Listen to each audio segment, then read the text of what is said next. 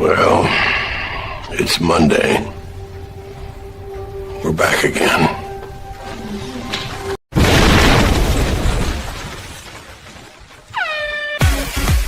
It's Monday, boys and girls, let's party! It's Monday, boys and girls, let's party! Yes, yes, yes! Yes, folks. Welcome back to the best place you can be on a Monday. Happy first day of the work week. Joining us today, we've got Ron of Follow Bradley's Fun, as well as MagicalyMJ. Culture Casino is on his way, but he'll be here in the second hour. Folks, we got an hour of power covering everything that has to do with theme parks. Get ready to go. And oh my, oh no, what is this? What's this? What's this? There's ugly wigs around. What's this? What's this? I don't know what I've found. Guys, what is going on? I know our thumbnail today was pixelated. I don't know why, but ka-ching ka-chow, that is a big ow for Disney. Oh my. Luke looks the best, but I still wouldn't know that is Luke if he was just walking around a con. If he was walking around MegaCon, Ron, I wouldn't know that's Luke unless I looked at the glove and said, oh, well, nice try. That's, not bad. Your wig color's wrong, though. I have a brilliant idea for Disney. I think this will go very, very far. You know, everybody in Batu has name tags with Arabesh, and if they just had the little name tags that said Luke, Leia, and Han, that would be perfect. They need them. You know what? Let's just dive in. This is a story that we got to start off with right now.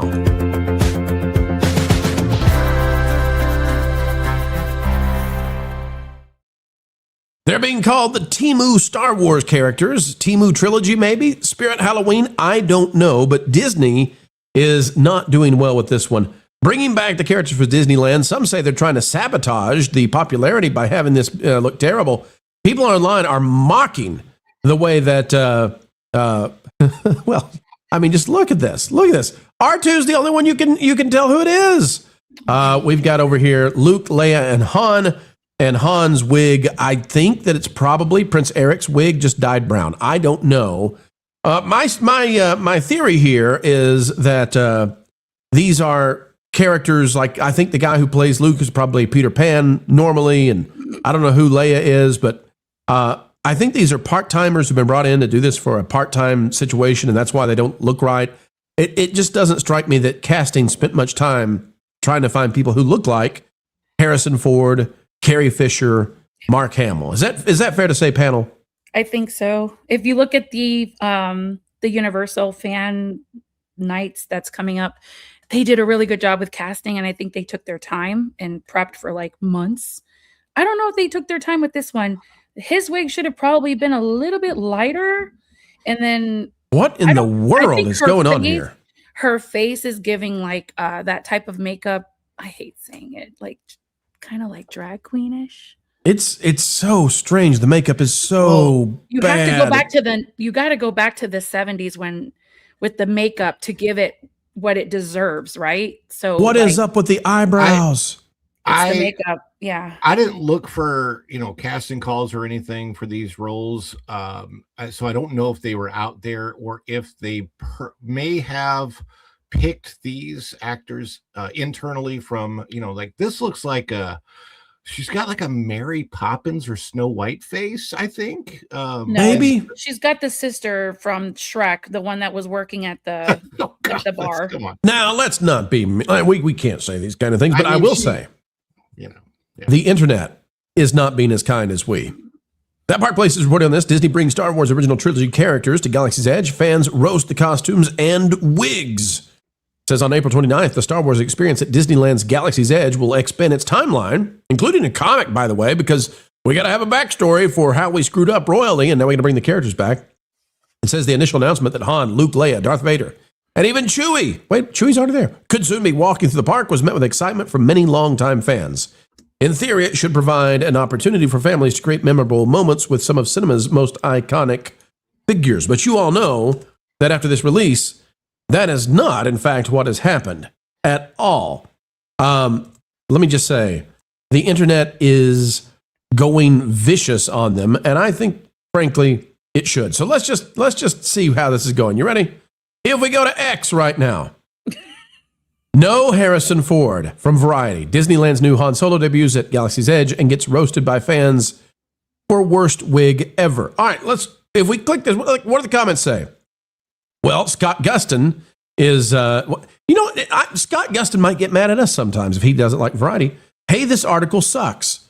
Scott, did Disney pay you to say that? Don't come on, Scott. They're having fun with a wig. You can handle it. Don't become the next Scotty Mendelson, Scott. Don't do it. Todd says this just encourages them to use characters who wear helmets. Yeah, they probably should. Burton says we all can't be perfect. At least he's got a gig going on, sure. Then wait a minute. Do you all see what's happening here? Variety put this out there, and they're being attacked for making the commentary of it. Look at this. If we go down there attacking the author, Wild Moonbeams. Oh no, the woke crowd is after them. This is great. It's crazy. They're going after the author, William Earl. This is who cares if it's who wrote the article? He can write an article about a bad wig. It's a bad wig. Suzanne Patricia says, so a multi-billion-dollar park can't find a barber who knows what a 1977 feathering looks like. Yeah. Oh, this is great. They needed the makeup and the hair from the 70s to really give it what it deserves, right? This is great. More realistic. This is great that the woke are now turning on them, though. You're not allowed to comment. You can't say that Han Solo's wig looks bad, or else Scott Gustin's going to tell you that your article sucks.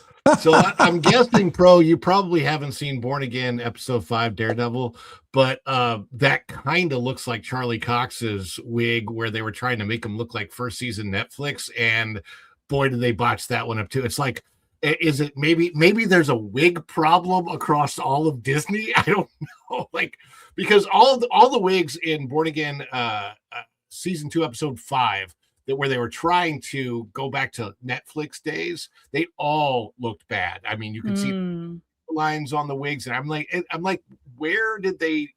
It's not something you normally see in any Hollywood production. It's funny. I remember seeing the same characters, by the way, Luke, Leia, Han Solo, all of them during Star Wars weekends, Hollywood Studios. And I will not say that they were that much better back then, but they were a little better. But they were still, just to be fair, I will say they're hard characters to match. Carrie Fisher has a very particular look to her face, and you need to find somebody with her look to that face to portray Leia. Han Solo, well, that Han Solo becomes problematic because now there's been 2 people to play Han Solo, and one of them wasn't Harrison Ford. And honestly, this looks like a cross between the 2. So I don't hold them, listen, where I think we're going wrong is the wigs on Luke and Han. They look like they're Disney princes, and then the makeup for Leia. That's where the mistakes are. Okay. Yeah. That and I'm not trying to be whatever, but Princess Leia is of a certain figure, and it's going to be hard to find somebody of that figure because Carrie Fisher was extremely, extremely petite. So, I mean, yeah, so she's tiny. I mean, just a tiny person. So good luck with all of this. But the internet continues, folks, with the memes, including this one. You got to love it. They've brought Spaceballs into Disneyland. Okay, so here's the question, and I got to pose this to both of you. So people are wondering, maybe this actually comes from an antipathy. Maybe the reason that these characters look so bad is because the folks at Disney just don't care about these original trilogy characters. They actually are unhappy they're having to include them, and they don't want to put the work into them. I don't know. Do you guys think that that's part of this, that somebody at Disney's like, well, we'll show you how unpopular they actually are, and then they just give you kind of, a less than experience? I have a very difficult time believing that anybody in their job would be like, I want to do my job worse than it. It's just very, like, I really do. I have to believe that the people actually doing the jobs, casting, putting the costumes together, like, I have to believe that they truly feel like they're doing their best. Well, let's put it this way, Ron. Let me bounce this with you. You went to MegaCon this year, right? Yeah. Okay. If that Leia showed up at MegaCon, where would you place her in terms of all the Leias cosplaying? Is she in the top 10%, top 50%? Is she in the bottom 50%? she's 5 out of 10. Like, I don't mean, by the way, her looks like 5 out of 10 that way. I mean, like 5 out of 10 looking close to Leia. There were some Leias there that looked much better. Han Solo's definitely, Luke Skywalker's definitely. It's really interesting because this is the one thing that to me is weird about going to MegaCon is when you go to the Star Wars section of MegaCon and it's so much more Star Wars'd out than Galaxy's Edge, where there are literally like full size, I want to say 15, 20 full size droids running around that area, and you see all of the characters from all of the canon of Star Wars, except for new. So nobody plays Poe Dameron. Nobody cosplays as Rey at MegaCon for some reason. I don't know why. I'm trying to think if I've ever seen anybody cosplay Finn. No. I don't remember anybody ever cosplaying Finn. People will cosplay Rose Tico, but that's part of like a woke defiance thing where they want to, promote her, or it's somebody making fun of her by playing Rose Tico. I will still never forget the first trailer for The Force Awakens when Finn pops up. I literally, the first time I ever saw that, I actually thought it was an SNL skit, and I'm not kidding. I literally thought that it just, the way it looked, it did not look cinematic. It was just Finn popping up, his head exposed, and he had the Stormtrooper outfit on. I'm like, this has to be an SNL skit. And then when I went back a couple days later and I found out it was the real trailer, I was like, oh boy. That was the first time that it hit me that Disney may not understand Star Wars. So MJ, it's kind of like, and if we look at Darth Vader here, it would be kind of like if Disney put out Darth Vader and instead of being 6'4", 6'5", whatever he's supposed to be, he's 5'7". It just doesn't work. And I appreciate that they're bringing the characters back. It's way too late, but this should have been the way it was from the beginning. But MJ, if they don't look like the characters, and Disney has a history. They know how to do this, right? Yes. How many princesses, how many princes, how many face characters do they have? And for the most part, they get it right. Every once in a while, we'll see a character and we go, oh, she should not have been Snow White. But these are the characters they did the press release with, MJ. These are the actors they went, and it's not the actor's fault. No. They're doing the role they were assigned, but still, this didn't work at all. Oh, no, maybe they're just trying to lean towards what's happening, like what's in the now, right? So like hair and makeup, that's now, but they should really focus on the 70s. And you guys can correct me because you guys are Star Wars fans. These movies were filmed in the 70s, right? Well, 80s. These costumes are from the 80s. This has got to be Return of the Jedi era. Yeah, about 83. All right. So they need to go back to that. Makeup artists and the hair designers and all that. They need to look at that. And that's what will give the flavor that these cast members really, really, really need and deserve, because you're right. Disney's very good at this. And, people go to the Magic Kingdom all the time and I hardly hear, oh, she didn't look like her. She didn't look like, everyone's like, in awe and taking photos and everything. But if Universal can get the cast right from Jurassic Park for Fan Fest, I mean, they should be able to nail this for Star Wars. You guys deserve it, Also, Han and Leia's costumes, they need to be dirtied up a little bit. Like Luke, I understand presenting as a Jedi, but Han and Leia, I mean, they shouldn't be looking like they, just laundered their clothes after the fight. They should look like, hey, we just got finished with the fight. Like the white on her should be more like an off-white or like a stone, like a cream. I don't know. It needs to be a little worn, right? It's not like these, because they're in their rebellion. They're not. Anyway. There are lots of mistakes here, and it comes off as theatrical makeup and theatrical wigs for people who are going to be right there with you. And if you've ever, when you go up after the performance at a theater and you see the people, you realize that they've been dressed in a particular way that does not work once the lights are gone and once the stage is no more. That's what's going on here, folks. And again, I'll say, I think they're part-timers. I think they've been hired to do this as a trial run. But if you put them at MegaCon or Giganticon or DragonCon or wherever you want to put them, if you put them in these cons, they're average at best, but probably not even average compared to cosplayers. Hey, Disney, you can do better than the cause.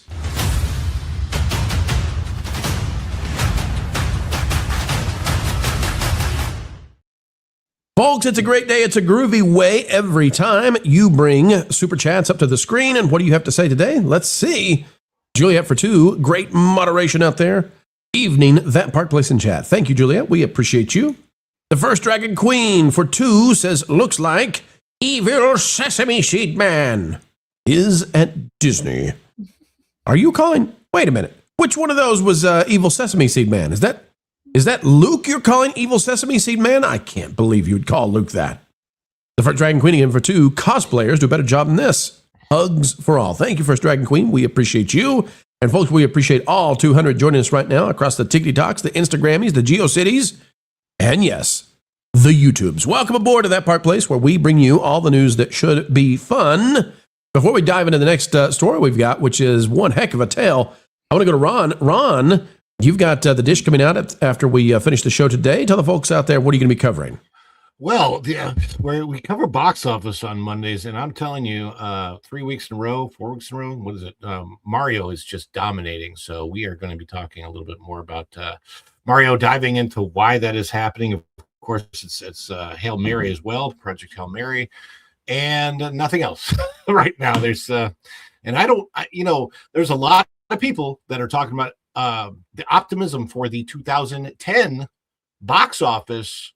All right, 2010. What am I saying? 2026 box office. I just went back in time in my head. It's Monday, Ron. 2026. No, because I saw top 10. That's why I was looking.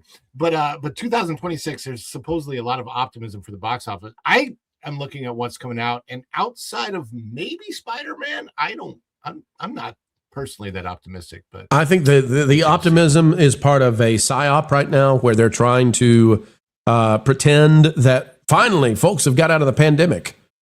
No, that the pandemic has nothing to do with the box office. This is 2 movies just came out, and we called this. We called this on the Pro Channel months ahead. We said Project Hail Mario is coming, and it did, and it dominated the box office. And now we're going to go back to woke stuff, right? And once we do that, what happens? Box office goes down again. If you give audiences what they want, and what they want is Mario and Project Hail Mary. They want universal storytelling. If you give audiences that, audiences will go to the cinemas. They always would go to the cinemas. That never changed. It's always been the same. But now the mainstream is trying to find a way to reframe this so that you don't blame them for promoting the woke mind virus that sent people back to their homes and said, I don't think I'm going to go watch that anymore, right?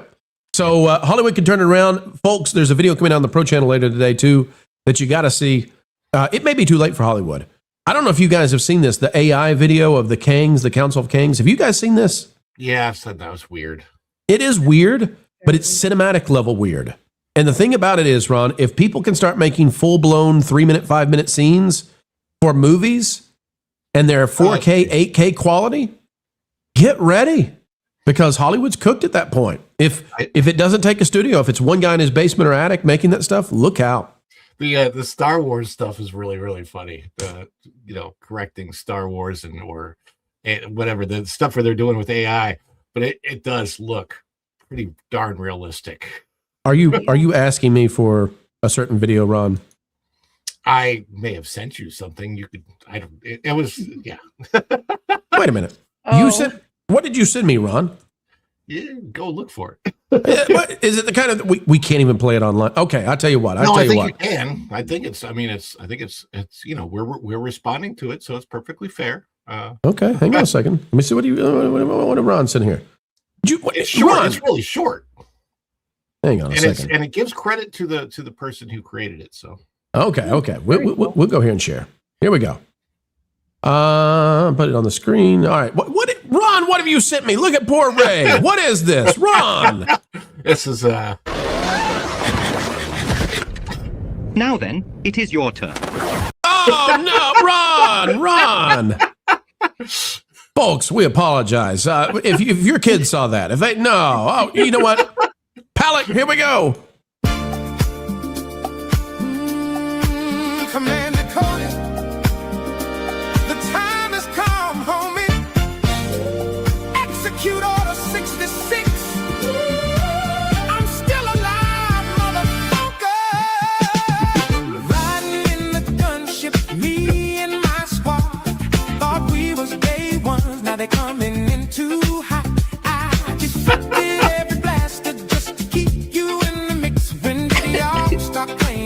me with that 66. Got my 5 old firstborns with my day one shooters. I have had it with these motherfucking dancing clone troopers. These clones ain't loyal. Felt it when my homies died. So good. Watch my boy Keanu Monday die. These clones ain't loyal. There ain't nowhere. I like those dance moves, Ron. Do it again. The chosen one, crispy. I learned from Pedro.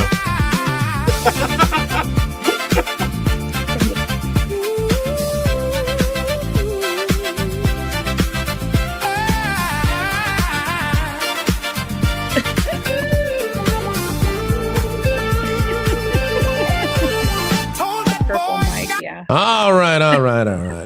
WJB Daily out there for 5. Listen, if we can do this already, there's going to be by the end of the year, people are going to be making full blown cinematic experiences, and by next year, somebody's going to push a theater to put it on the screens.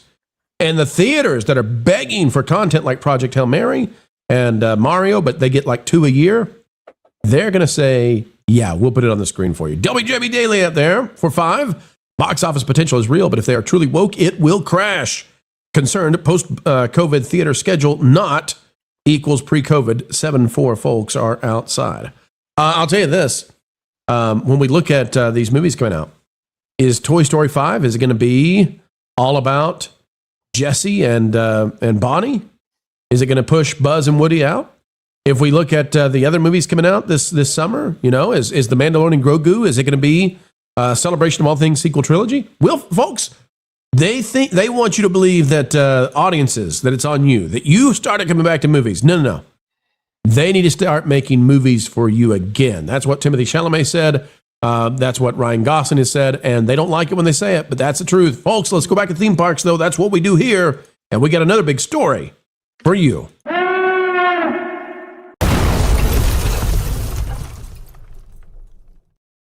Well, it's looking like it might cost you more dough, even more dough, to go to Walt Disney World. Oh my, how can this be? The prices are already sky high, but Eve Chen out of USA Today has this one. Visiting Disney World may cost more next year, depending on when you go. Now, you all know the trick they play every single time is that 2 days out of the year, they keep the lowest price still at the lowest price, so they can technically say that, well, we have not increased the lowest price that we try to keep for families who are wanting to go on a budget. And it's literally 2 days out of the year. So that the lowest price stays, it's almost never available. But here's what they're doing with the top price, which is going to be a lot. A Disney vacation could cost you more next year, depending on when you visit. Walt Disney World opened up bookings this week for the first 10 months of 2027. The newly expanded ticketing calendar shows the starting price of standard one-day, one-park tickets remain the same. However, the top end is inching upward with a 10% increase over 2025's highest prices. 10% increase is not inching, ladies and gentlemen. That is grinching a whole lot of families. Disney says it's committed to providing guests with a variety of ticket options, including ticket deals and discounts. Here's how much Disney World tickets will cost next year and how to find the best prices. Standard one-day park tickets start at $119 for Animal Kingdom. You all know that's 2 days out of the year. In 2025, Magic Kingdom tickets topped out at $199, aka $200, and really it's about $230 when you include taxes. This year, Magic Kingdom tickets go up to $209, but next year, Magic Kingdoms go to $219. And what does that mean? Well, that means with taxes now, a single ticket to Magic Kingdom crosses the $250 mark for a family of 4 before we even start talking about Lightning Lane or dining or anything. Parking, nope. We're already over $1,000 just when we talk about the price to get in. Just to pay to get in for a family of 4, it will now cost $1,000. But boys and girls, MJ, they're going to keep the price low for 2 days out of the year just so they can say, we're not raising prices. It's only on the biggest days of the year. MJ, can families even afford to pay $1,000? And I'm talking about nothing except you get to walk through the turnstiles. Yeah, no. I've said it before. I'll say it again. As long as everyone continues to to buy into this time of the year where it's the most expensive and keep going and going and going no matter what. They're going to continue to raise their prices. It's that entitlement attitude. We're Disney. You're going to come no matter what. It's astronomical what they've done. In the words of Braden from Mickey's Views, it's the lightning lane. It's extortion. Once you have your ticket, you should be able to freely go into the park and not have to pay additional to enjoy rides. It's not okay what they're doing. I did notice that not only they have the highest ticket ever so far, but they also have the lowest. They brought back the 119 in September. I'm not sure what they're trying to do. You can't go from 219 to 119. I don't understand that strategy, but I people are going to pay it. They're going to show up. They'll continue going in debt for it because it's the family vacation of we must do this. Like I don't know how else to explain it. Maybe Ron can explain it better. Ron, the really weird, the strange thing about this is people cannot afford it, and Disney knows that. Mm-hmm. And Disney is offering crazy discounts now. They're like Hobby Lobby, right? Except every week is the sale. And so what we've seen this year is Disney offering like 50% off on all kinds of stuff. Free dining for kids. Come on in. We'll give you a free hotel room. You want a free water park day on the day you come in to stay with us? Here's a free water park day.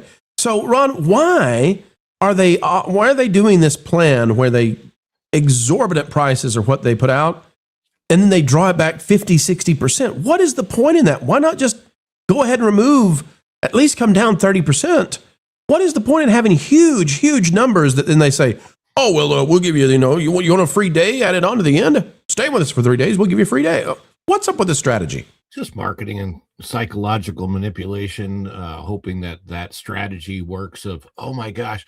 I guess it feels like the strategy is, let's make it feel unaffordable. Like to a family, they really want to go to Disney. We're going to make it feel unaffordable. But then when they actually check out the possible deals they can get, oh, look at the breaks we can. I mean, it's that FOMO, that fear of missing out on these lower prices, where I don't know. I personally have never liked that kind of marketing for anything.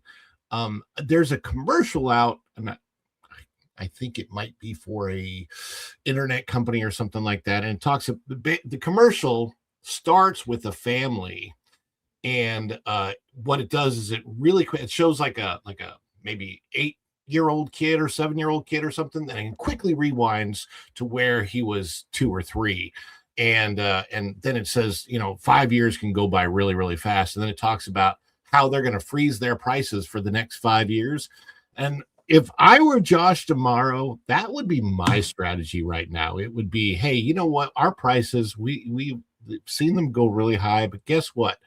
I'm announcing right now that for the next 5 years at all of our domestic parks, we're going to freeze the prices as they are right now. And the regular retail price is not going to increase for the next 5 years, and we'll still offer some discounts depending on the season and what we have available. I think that would personally be a better marketing strategy, but I really do think that Disney doesn't care about average American families anymore. I think that their strategy is to go for people that are, upper 20% income. And I think that's it. That's what it feels like. And of course, when we've talked about the disparagement again between locals that can get into these parks for next to nothing on the right, days and with the right deals versus the out of towners that are paying $10,000 for a 5-day vacation. There's that disparity in the parks too. And it does make for a strange experience. Interestingly enough, I grew up in a place where there was a park that was really, really nice. I think it's one of the top zoos in the country. And it's been free for my entire life, and it's still free. And that's the St. Louis Zoo. $0 for wonderful entertainment. Well, these prices are subject to change. He can do it. Just because they announced them for next year doesn't mean. Yeah. Except these prices were developed under him, MJ. These would have been developed while he was in charge of Disney parks. That's what he was doing before he was CEO. If we go back to, and let's see if it'll let me do this, If we go back to the article from USA Today, I want to read a quote from one of our colleagues out there. Well, not a colleague, but a peer. Somebody who's in the same space doing YouTube stuff with Disney. If we look at this, AJ Wolf from, what is that, Disney Food Blog? Yeah, AJ Wolf with Disney Food Blog says, quote, Disney's at a point right now where they have a limited amount of space. Now, how many times have you heard me say, ladies and gentlemen, that Disney has elected to limit capacity and chase after the boutique, extremely wealthy crowd out there? That's the strategy. They've done that. But AJ goes on and says they can only fit so many bodies in there, and the more people who want to come, the more they have to raise those prices. Well, I don't know if that's necessarily true that they have to, but they can do so. That's supply and demand. The problem here is the article goes on to mention Villains Land and some other stuff. That stuff's not going to be out until maybe the 2030s, and they have the ability right now to increase capacity. I don't know if you guys know this. They could open up the Wonders of Life Pavilion at Epcot. They could put some stuff in there. It would not take a lot to do some meet and greets. That's extra capacity. At Magic Kingdom, there are some ways that you could increase capacity right now. Some cheapo ways. You could actually put some stuff over into Tomorrowland Terrace, for example, and have some things for people to do that expand out that footprint. Disney doesn't want to do that. Disney has no interest in finding short-term solutions to capacity issues. They just seem to want to replace rides with rides. And until they're ready to add new stuff, even like if we look at the Encanto thing coming to Animal Kingdom, that's replacing Dinoland. Right. Until Disney's ready to legitimately expand, then I don't see how they fix this problem. And I don't see any indications they're ready to expand anytime soon. What say you?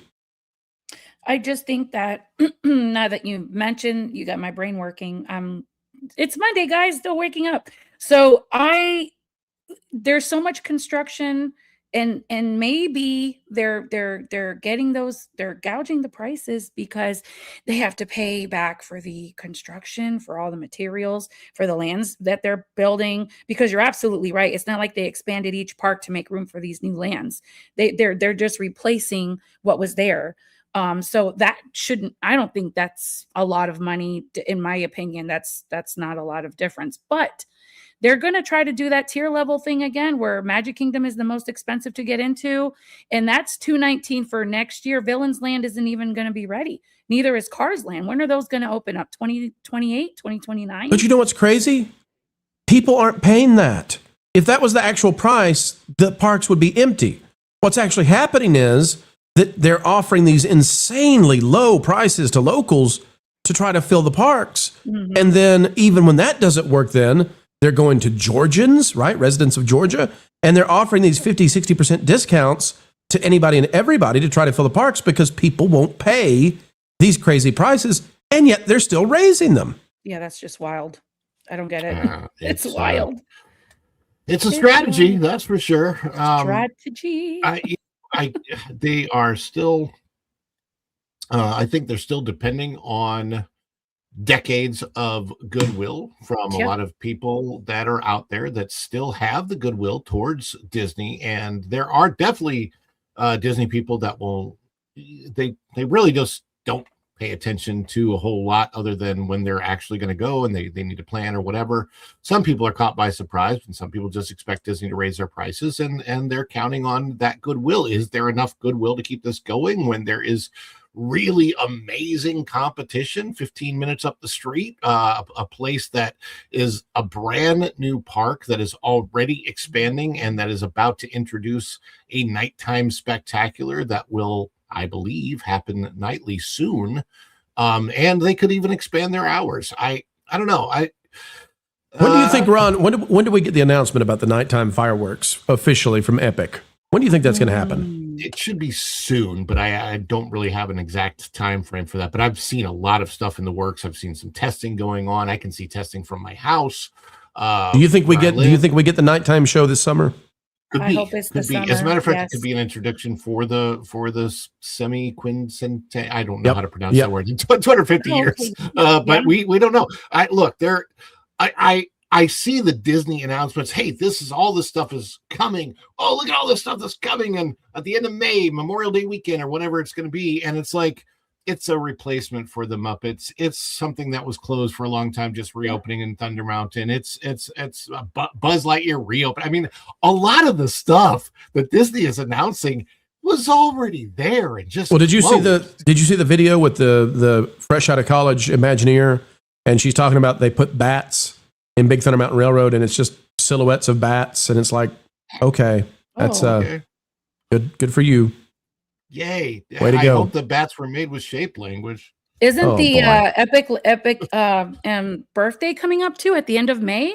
So the fireworks very well might debut on their birthday. I think it's 22nd. The 22nd of May. I don't see why not. I don't see them not doing fireworks for their birthday. If they combine that with nighttime tickets, like what we've been calling for, if Epic starts having a special nighttime ability to go into Celestial Park, eat and have a good time like World Showcase, and then you got to have a ticket to go in the portals. If you combine that all together, Epic becomes almost like two parks versus Disney. And my gosh, the ability they have to drive the economics through the ceiling is going to be a big, big deal.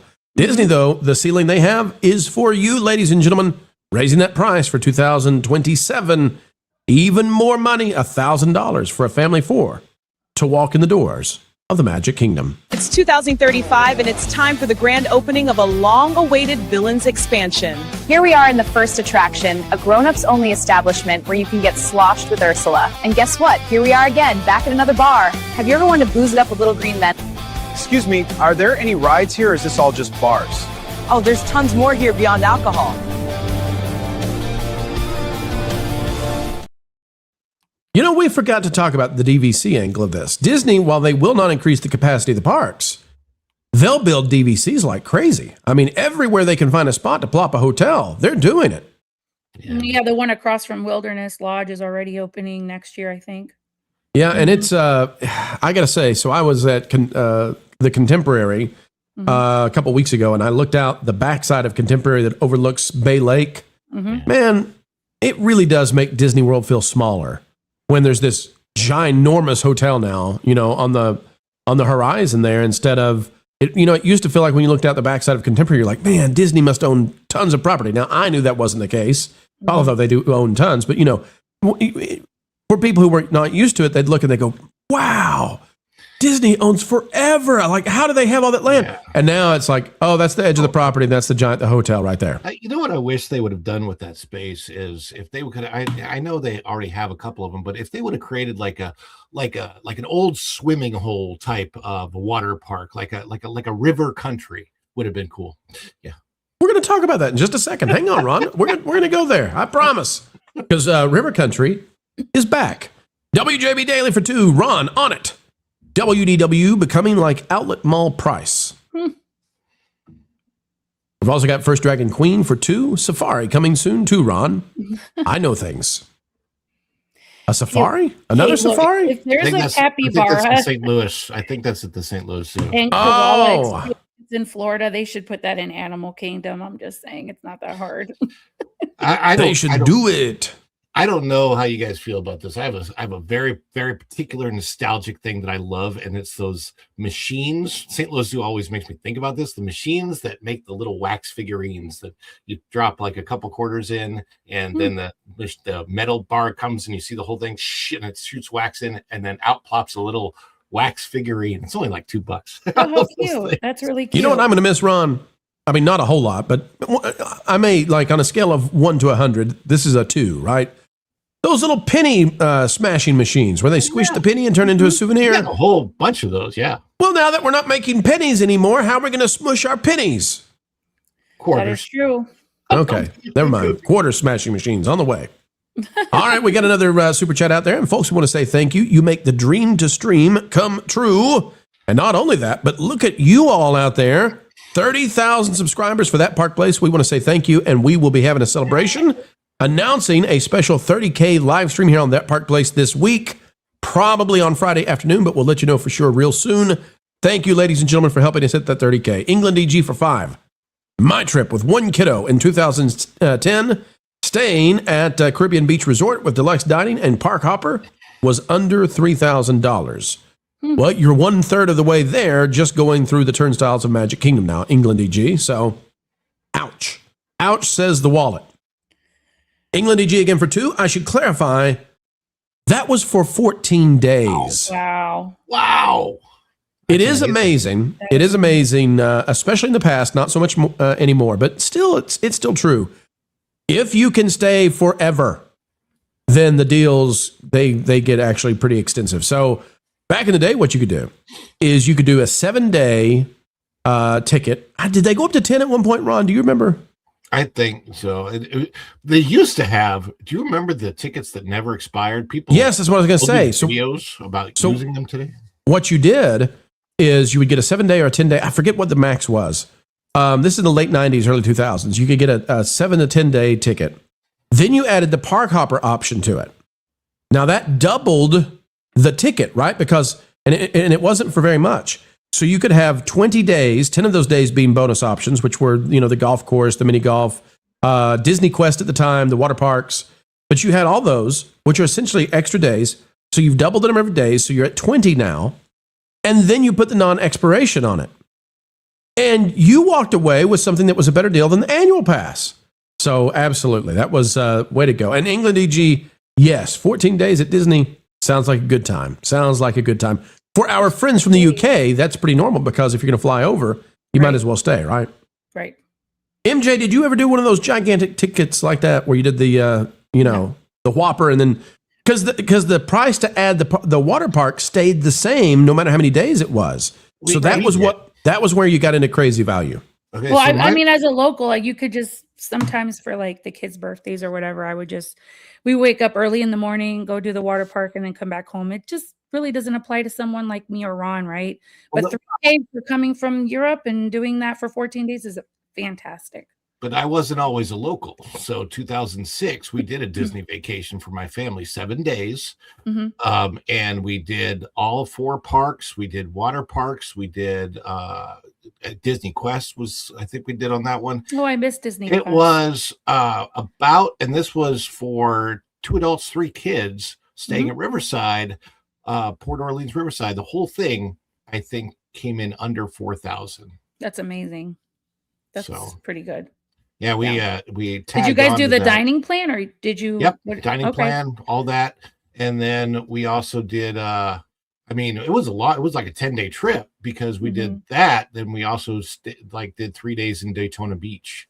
So, that's nice. So we did it was a great long vacation, Christmas time, had a blast, and it wasn't like it is now. I mean, I think that from coming from Missouri, trying to do that same trip now would probably be well over $15,000. Oh, easy. Mm-hmm. All right, folks, let's find out. What's the longest Disney trip you've ever done? In the chat, press 1 for 1 day, 2 for 2 to 5 days, 3 for 6 to 10 days, or 4 if you've stayed more than 10 days on a single vacay. Let us know in the chat. Type in your number and let's see what you say.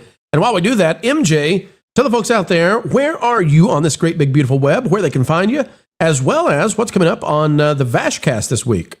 Oh, yeah. So you guys already know I'm on X and Instagram. For those that don't know, you can easily find me in my handle. And I'm sorry that the background is blurred. It's like, it was so nice over the weekend when I made it. But I am working on some other things. And Vash Sky Parkcast is live on Wednesdays at 2 p.m., Thursdays, 7 p.m. Eastern time, both.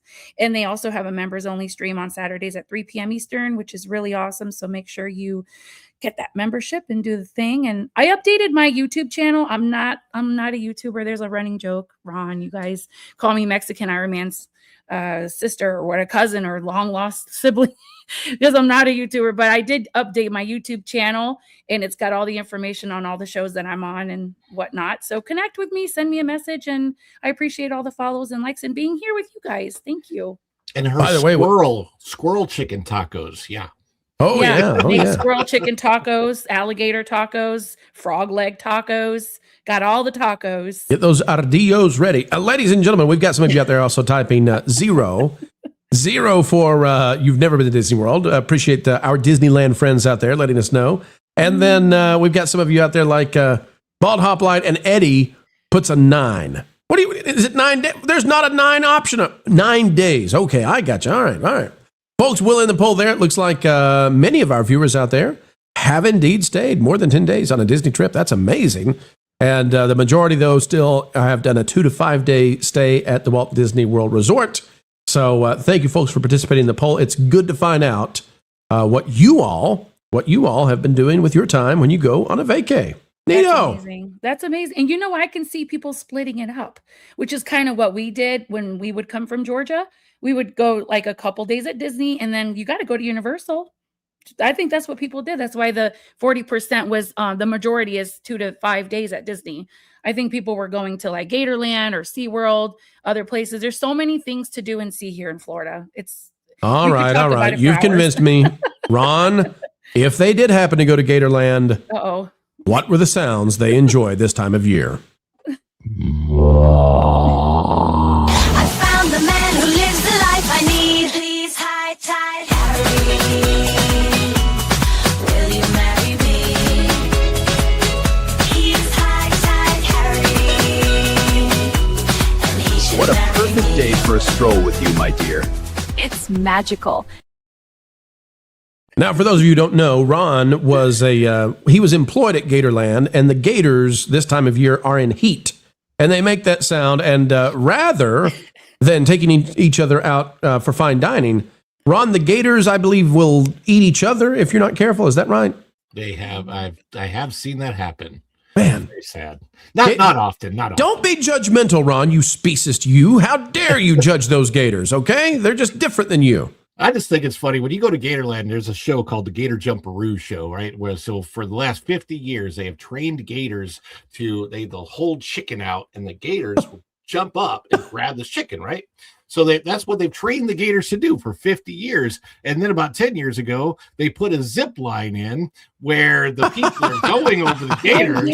Please tell me that they glue the chicken to your butt as you zip line across. Please tell me. Hey,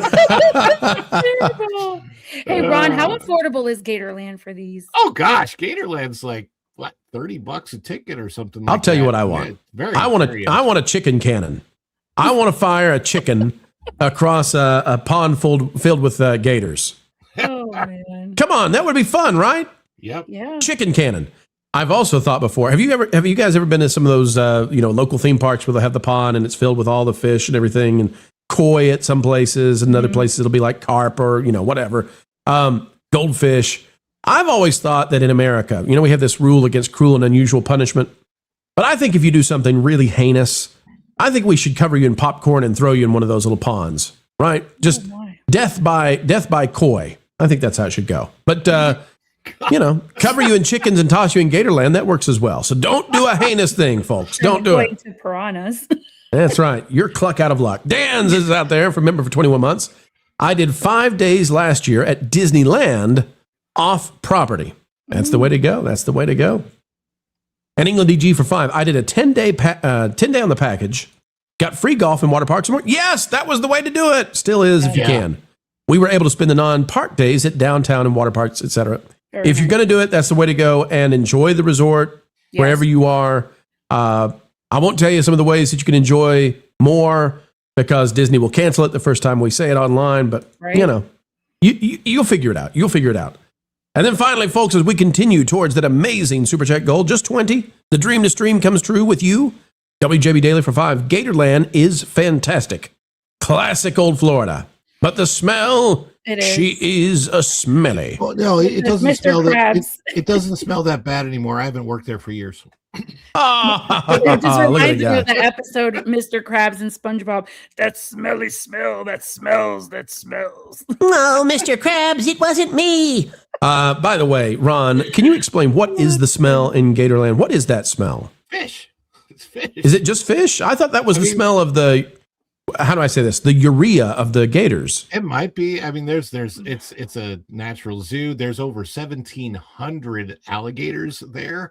There's also crocodiles. There's flamingos. There's all kinds of fish. They have bobcats. There's a Florida panther display, pythons. So lots of different types of animals. There's a water, like a little mini splash pad water park thing. There's a train, like one of the miniature trains to go around. So all kinds of. And honestly, There's a place there called Pearls. It's their quick service. They have the best onion rings that I've ever tasted in my entire life. I don't know why they're at Gatorland, but it's very strange. They use the same grease to fry the gator meat. They probably do, but the onion rings are fantastic. I love onion rings, so I'm going to hold you to that, Ron. I'm going to try chili some on my dogs next too, trip stuff up like there. that. Yeah.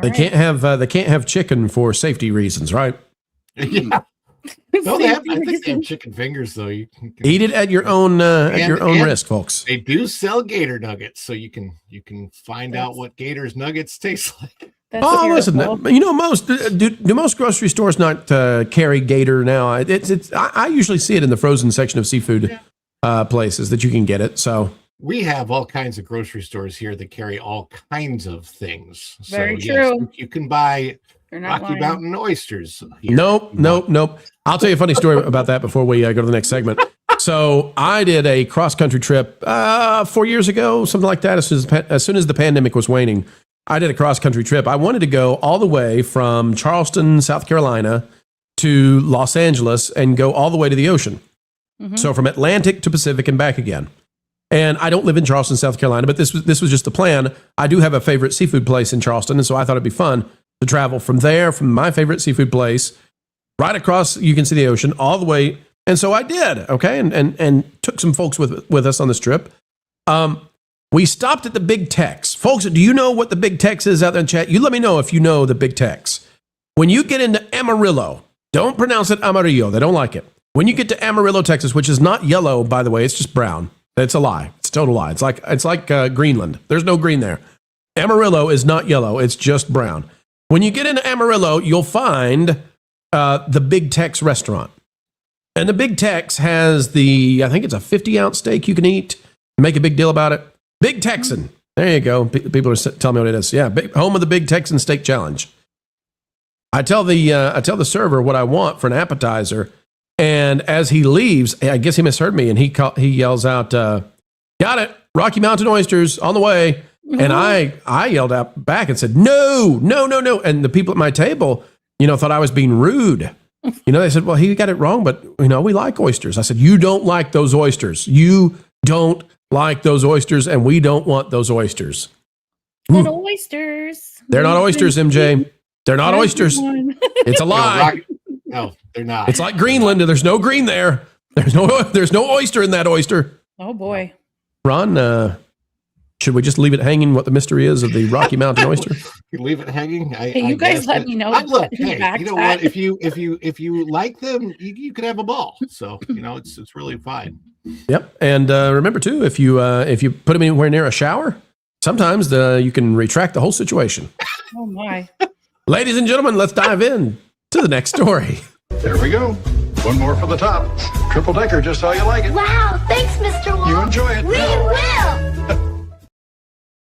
will. Guess what, ladies and gentlemen? They're bringing back River Country. Okay, maybe not completely, but it's still fun. All right, here's what we've got from WDW News today, and free water park time is on the way as well.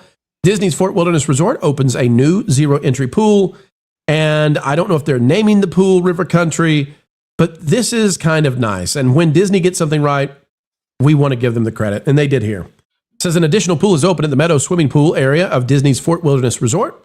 This is the first phase of an expansion of the area that will also include a tennis court and 2 pickleball courts, and I do love me some pickleball. Mm-hmm. You can see here that they put a little wagon next to the pool area, and the wagon says River Country, Fort Wilderness, Walt Disney World. It has the traditional logo. It has an old school Mickey Mouse. And if we go down here, let's see, we get a picture. There's the River Country part of it. Where is... Oh, phooey. Do they not have the picture that I was hoping for? I don't see it. I want the picture that's on the wagon. They've got the old school Disney World logo. Hang on. Let's go back up and see if I can find it. No. Okay. Anyway, on this wagon, they've put the old school Disney World logo. There it is. You can just barely see it. If I click on that, yeah, still you can just barely see it, folks. I apologize for that, but they've got this new swimming pool, and they're going to have pickleball courts and tennis courts and all this kind of stuff. And they put a River Country thing in it. And looking back at my memories of River Country, it was never a huge water park. So having a swimming pool like this and a little recreation area, kind of feels like River Country's back a little bit. I mean, it's not, we're missing the little bridge that you could walk across, and we're missing the swimming hole, and we're missing the water slides that dropped you off early and you had to fall off of them. But, you know, this is a nice little nod to something historical at Disney. And they let that languish all the way up until 2019. It was a horrible thing if you could see over the walls and see what had become of a water park that had been sitting there stagnant since, I don't know, the early 90s. And this is actually something that's nice from Disney. So, guys, what do you think about this, that they actually went to the trouble of doing something iconic and a callback and nostalgic and all that? They got it right, don't you think? I think it's great. When we stayed at the Fort Wilderness Lodge, we actually stayed in one of the cabins last year. It was late June, and we didn't do the park. We just went to the cabin, wanted to go there for a couple days I wanted to check it out, you know, the theming and all that. And it was okay. Not very ADA friendly, if I may say. But this has been under refurbishment for almost a year.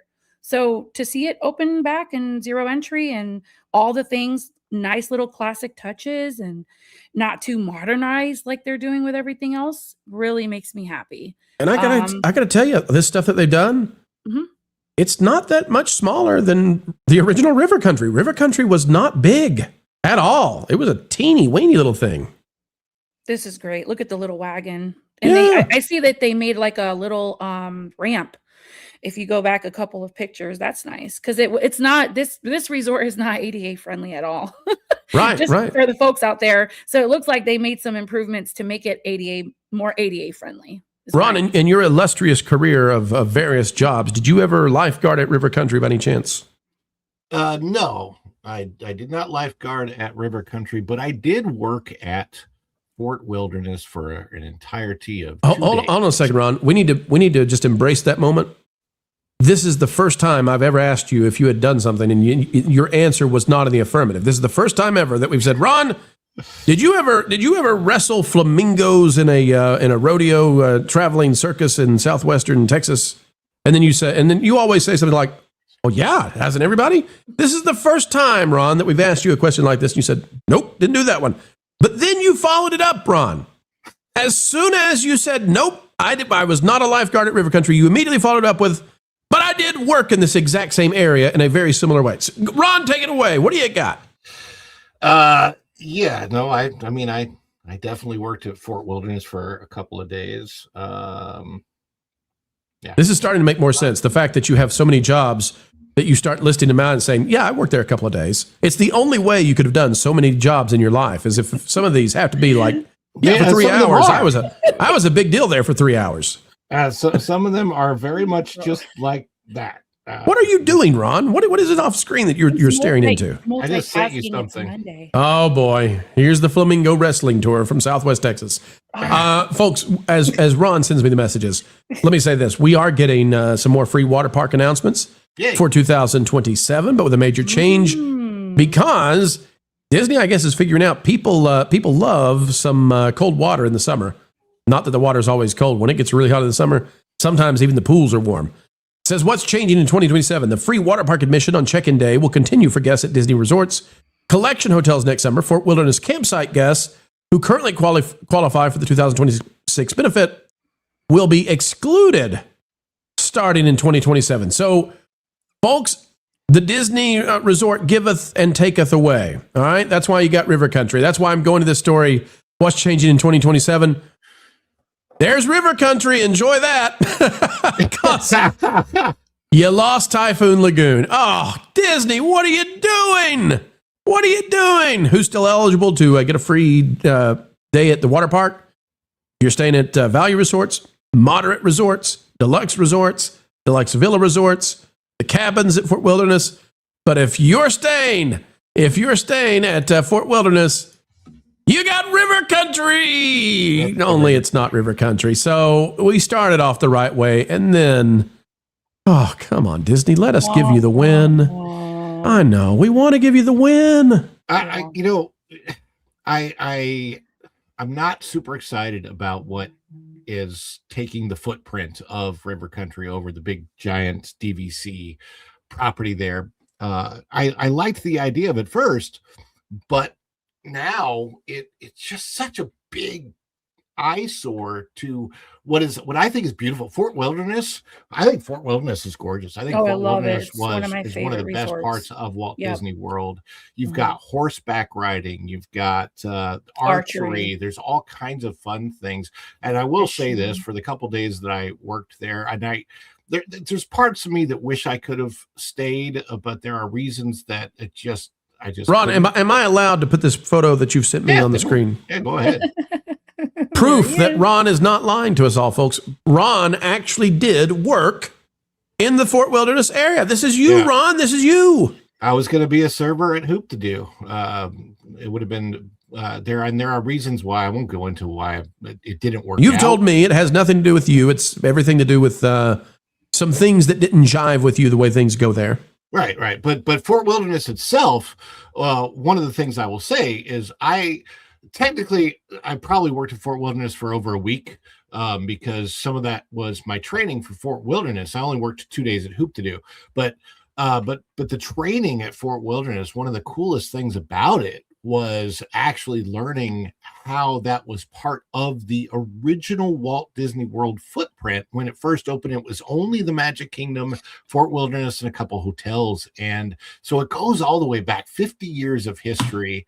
And it really is a beautiful space. And, you see turkeys and you see deer and you see otters and all kinds of wonderful wild animals as you walk through there. And it's a relaxing space. It's just, I would encourage anybody. That's a place where you got a camper or you have a way to do it. Go stay a couple nights at Fort Wilderness. All right, now, here's what sucks. Here's what sucks, Ron. Yeah, I agree with you.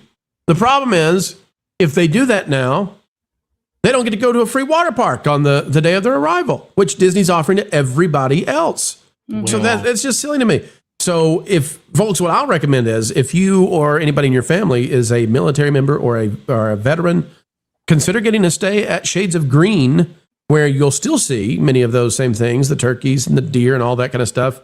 But you get to go to a water park on the first day. I think this is so silly. I think it's so ridiculous that they took it away as they added an homage to River Country. It's like, why?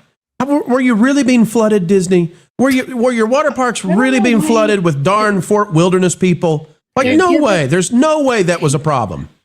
They're giving and taking. Like, what is going on? I keep telling everyone you're looking at stuff for next year, prices and perks and all that, and that can change at the blink of an eye. That's why we're on top of it, folks. Blink of an eye. It's a super spring spritzel. Pedro's big year has Disney dropping. It's a super spring spritzel. Take down Star Wars, Avengers, oh please. They picked the wrong people. Even Bree said, nah, woke is collapsing. Theater snapping. It's a super spring spritzel. Oh, spring spritzel. Switch to Ryan Gosling.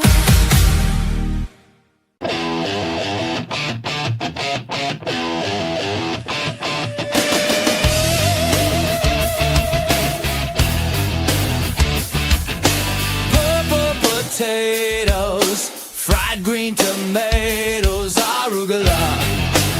Hey, what's up? When injustice strikes, I strike back. Culture, casino. Let's go. Culture, casino. Let's go. When the EMS tries their best, strap him down, check his chest. Culture, casino.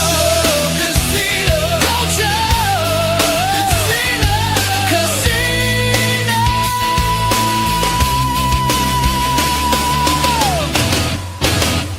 Culture, casino. Let's go, let's go. Culture, culture, casino. Is that like a personal attack or something? It is, if it needs to be. Culture Casino is with us, and Culture, it's good to have you, buddy. Hey, good to see all of you. Thanks for having me. I'm Culture, excited. can I shuffle you on down here with me on the bottom row? Would you stay with me down here? You bet. Culture, have you had a haircut? Oh Ron? no. I'm going. I'm going to see the barber. I'm going to see the barber to arrange for my hair donation Tell the folks out there about your hair donations. Tell them what that is. Oh yeah, no, I used to work with Locks of Love, and now it's a different charity that I use because their wigs are free. Locks of Love, you still have to pay for the wigs, but they're getting the hair for free. So I donate my hair so that people who are undergoing chemo and some really radical stuff on their body, that are losing their hair, they get a well, the one I'm working with now they get a free wig. So I think what you need to do too, Culture, is you need to donate your beard. So you've got plenty of beard. You could donate some of that to men who are chin follicle challenged. Oh, okay. Like who? You could. I mean, look at Ron up there. Look at Ron's got beard envy right now. He could grow a beard. He could. I know Ron can. Hair I can too. Don't even. I've seen scruff on his face. Oh, I can't grow a decent beard to save my life. When I played a role that had to have a beard, I had to fill it in with makeup. It was horrible. Culture, you could donate parts of that beard, and we could use it for the hair for those Star Wars characters at Disneyland. Sure. Okay. Yeah. You don't sound convinced. I'll just drop it. No, if you don't want to listen, if you don't want to save Luke and Han and Leia with your glorious hair, that's okay. You don't care about Star Wars? I got it. I look. My hair's one thing. The beard is like a staple, though. Wouldn't that look odd without a beard? You got to donate it to the orphans. I got it. I understand. You don't care about Star Wars. I got it. I'm just wondering where's Culture's hat today. We all have hats. Oh, I've got this one. Okay. I got this one here. Oh, all right.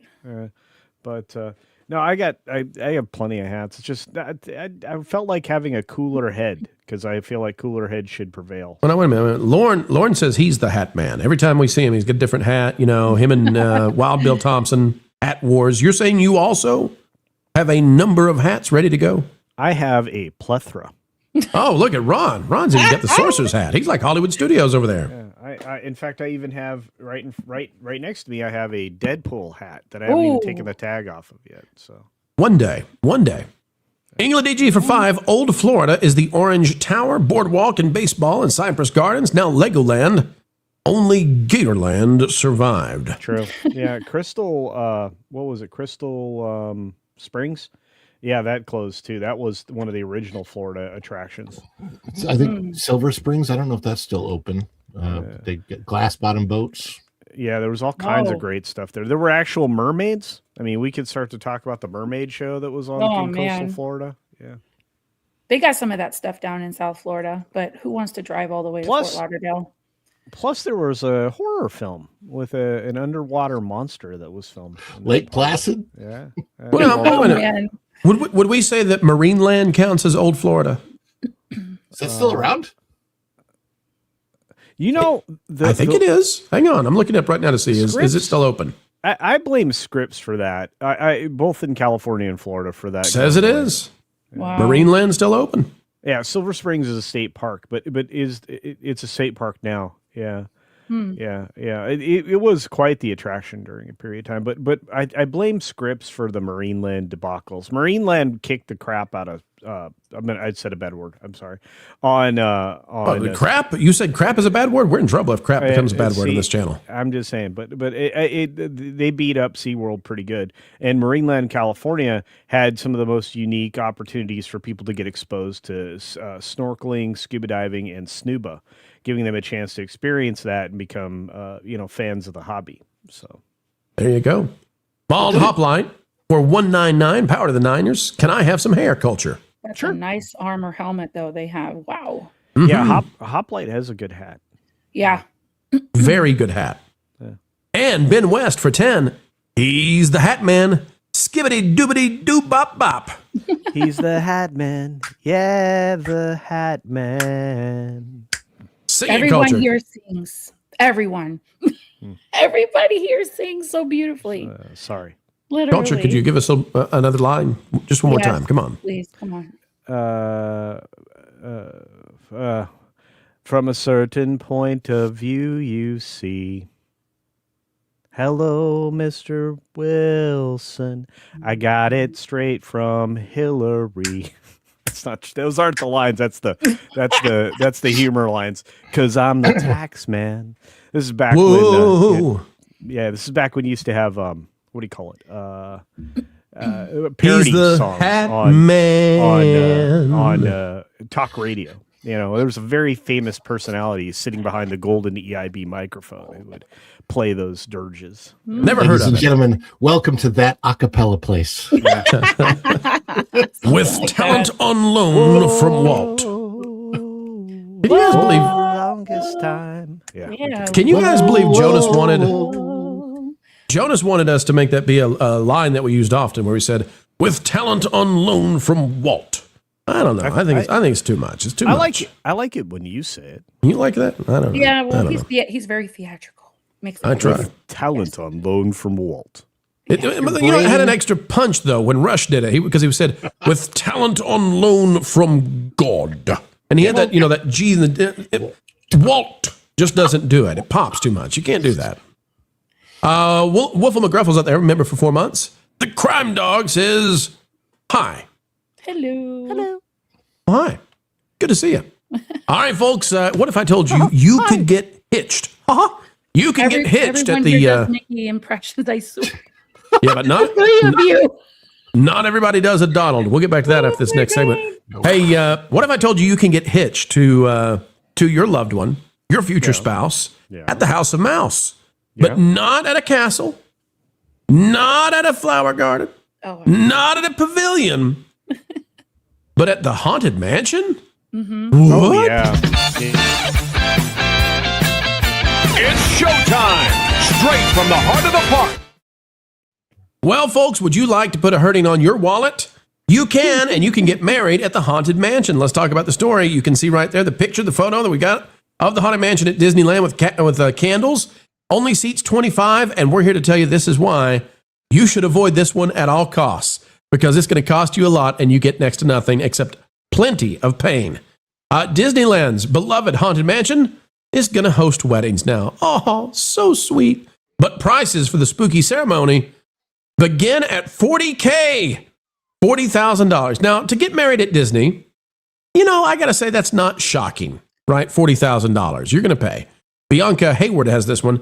But the details of this, ladies and gentlemen, before your loved one says, "I want to get married with the ghost host," okay? Before they say, "I'd like our getaway, our honeymoon car to be a doom buggy," I'm here to save you some money. Don't do this. I don't care how much you love Haunted Mansion. Don't do this. Wait till I tell you the details and you understand why. Ready to get ghosted at the altar? Ba-ba-ba-ba-da-ba.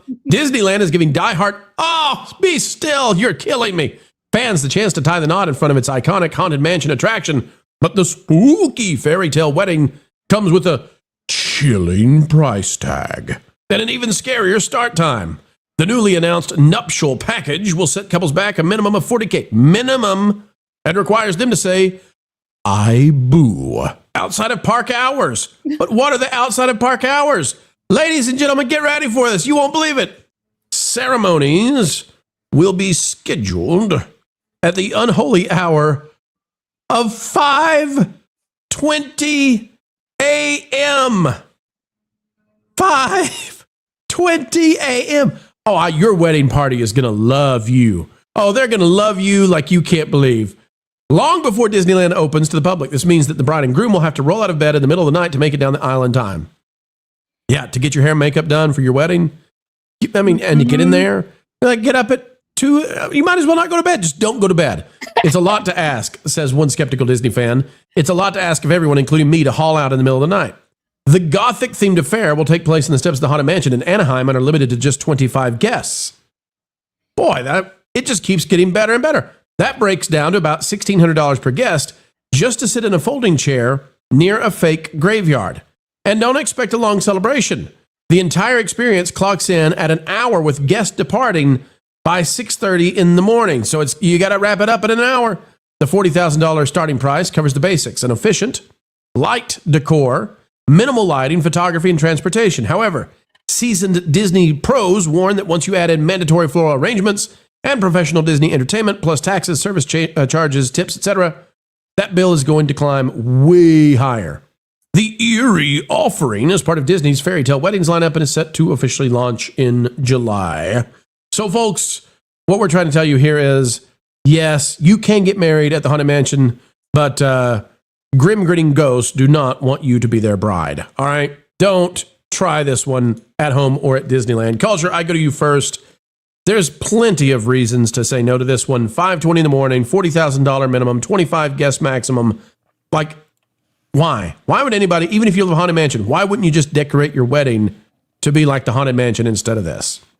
Yeah, I mean, honestly, I don't get it. You could definitely go to like, what's that restaurant that Ron's probably worked at before that was, they had a active Renaissance fair in all the time. Oh, man. Gosh, I forget it. It's a castle. Is it medieval times? Medieval times, yeah. So just I'm go, not worked just, there. just well, I'm surprised, but just go and head over to medieval times, take your pictures, your wedding photos there, and pretend that was the Magic Kingdom, because that's about all you're going to get out of it. I don't know. I mean, people have rented out Magic Kingdom before. Well, this is at Disneyland, and by the way, I'm purposefully showing a video of the scrim up at the Haunted Mansion in Florida. Folks, I know this is not the Disneyland spot where the wedding is, but it's all I got, okay? And we're having fun with it. Go ahead, Culture. No, but I just say, I mean, if you have an extra $150,000 to $180,000, that used to be the rental price for Magic Kingdom. So I think you would be better off served if you're going to spend exorbitant amount of money to do that. I just rent the whole park and have your entire wedding there. So, but private parties are, one of a kind gatherings. They host them. It just costs a lot of money. All right, I'm gonna make a suggestion for Disney. Okay. Yeah. They listen to us. They just don't admit it. They follow us. I'm telling you, the top leadership follows us. They know. But okay. Disney, you're trying to make money off of this, and it's just, there are a lot of degrees of silly when it comes to a $40,000 Haunted Mansion marriage that has to happen at 5:30 in the morning and all that kind of stuff. If you want to make money off the Haunted Mansion with these kinds of life event things, there are so many people still trying to pour the ashes of their loved ones out in your attractions. And we know that you don't support that, and we agree that people should not do that, and it causes them to have to shut down the ride and vacuum up the loved one's ashes. So that's not a great solution. That's not a great way to end. So Disney, just give them a way to pour that urn out for the low price of $40K. They can pour the urn out in some sort of little receptacle at Haunted Mansion. You can make tons of money that way, and they can do it at any time of the day. I know it's grotesque. I know it's weird, but you'll make more money off of it than having people get married at 5 in the morning. Silly. I mean, really, this is just too much. Both of those would be ridiculous. This one, though, I think is even more ridiculous than if Disney was charging $40K to pour out the ashes of urns at their property. Ron, MJ, what say you? How bad is this? 25 seats, few candles, $40,000 minimum, and you got to be there in the dead of night. Well, I mean, the cool thing is you only have to add an extra $100,000 and you can actually get Eddie Murphy there or Owen Wilson in person. So, it can be just like the movie as well. Wow. That movie was trash. But you know what? The $40,000, listen, if you really, really want to get married at Disney, I don't know about Disneyland, but Disney World, the venues out of the parks at the resorts, you can get a really decent spot for like, I don't know, $5, $6, $7, $8,000.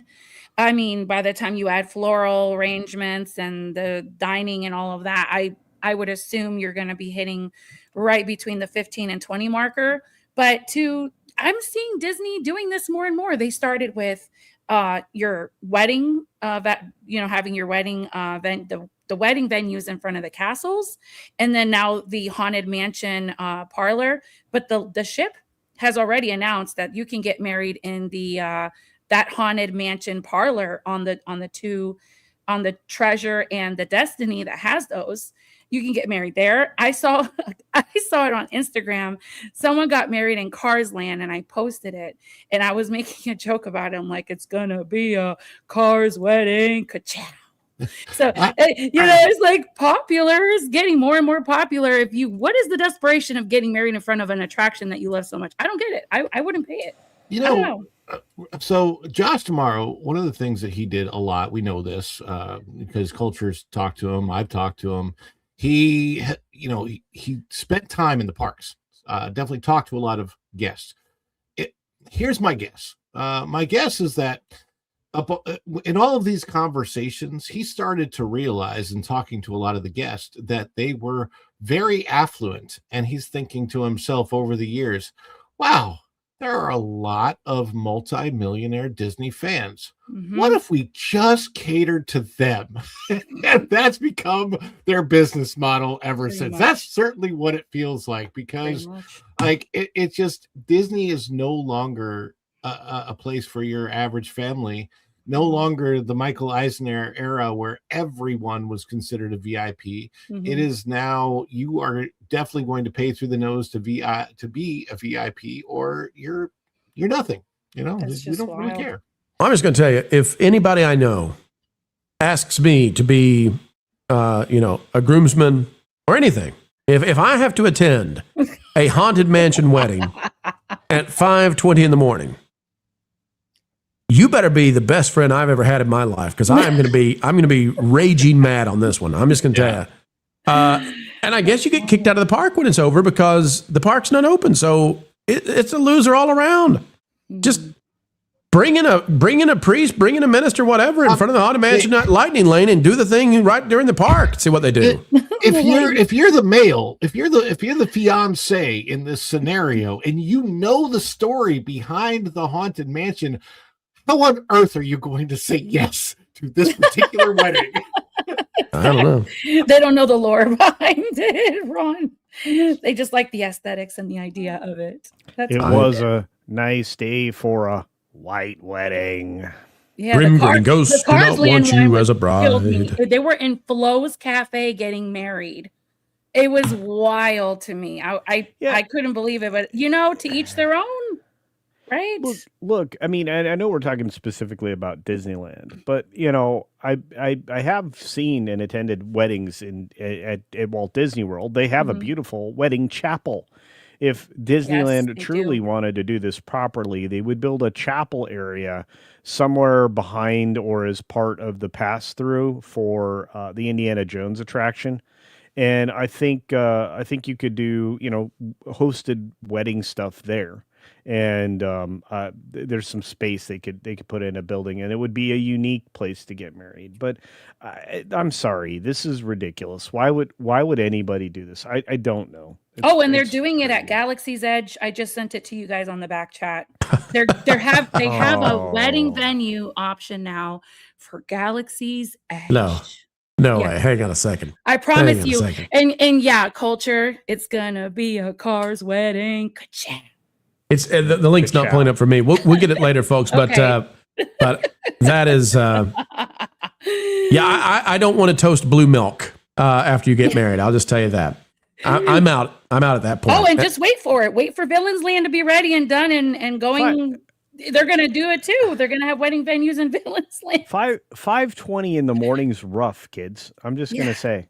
No. I'm with you, bro. I mean, one more time, best pal. One more time until it's an earworm. Grim Grinning Ghosts do not want you as a bride.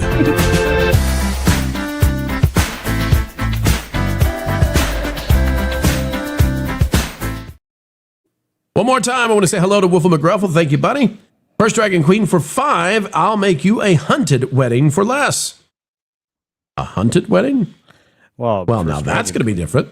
Yeah. What's the name of what's the name of that short story where the guy gets hunted on the island? You remember that one? What is that famous short story? Hunger Games? No. The Most Dangerous Game. Most Dangerous Game. That's right. Most Dangerous Game themed wedding. How to Cook Man. First Dragon Queen, I'm sure was saying a haunted wedding for less. Animatronics included, with gravestones and skeletons. Culture. For the low price of $35,000. Between First Dragon Queen and Erica, I think we could have an amazing backdrop. Oh, yeah, absolutely. I agree. Those two together, you got everything you need. Everything. Folks, the Snarkster is out there, and he's gifting 5 Beautimus That Park Place memberships. And we're going to have member-exclusive time during our 30K celebration later this week. So thank you, Snarky. We appreciate you. And it's only apropos we play this one for you, buddy. Instead of the Snarky clip, let's play this since it's in the headlines with the Palpatine return story that's trending everywhere. I didn't kill Han Solo. Wokeness killed Han Solo. Every time a membership is gifted, a content creator gets his wings. Is that Gendered language? We're not at Magic Kingdom, Dad. Culture, did you hear about that story? The deal with the Oscar Isaac saying that the last scene they did was the post-production fix-up of somehow Palpatine returned.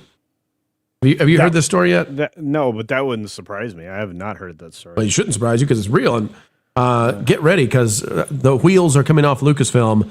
Everybody's squealing on what was going on. Just the chaos behind the scenes. Well, that's because they're laying people off, bro. That's right. That's right. Just J10 for 2. Pay to have the ashes mixed in the soil at the ride.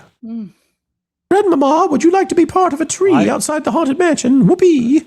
I would actually allow for that at like the Jungle Cruise area or somewhere in Adventureland. I would be all right with being. You want to do some composting?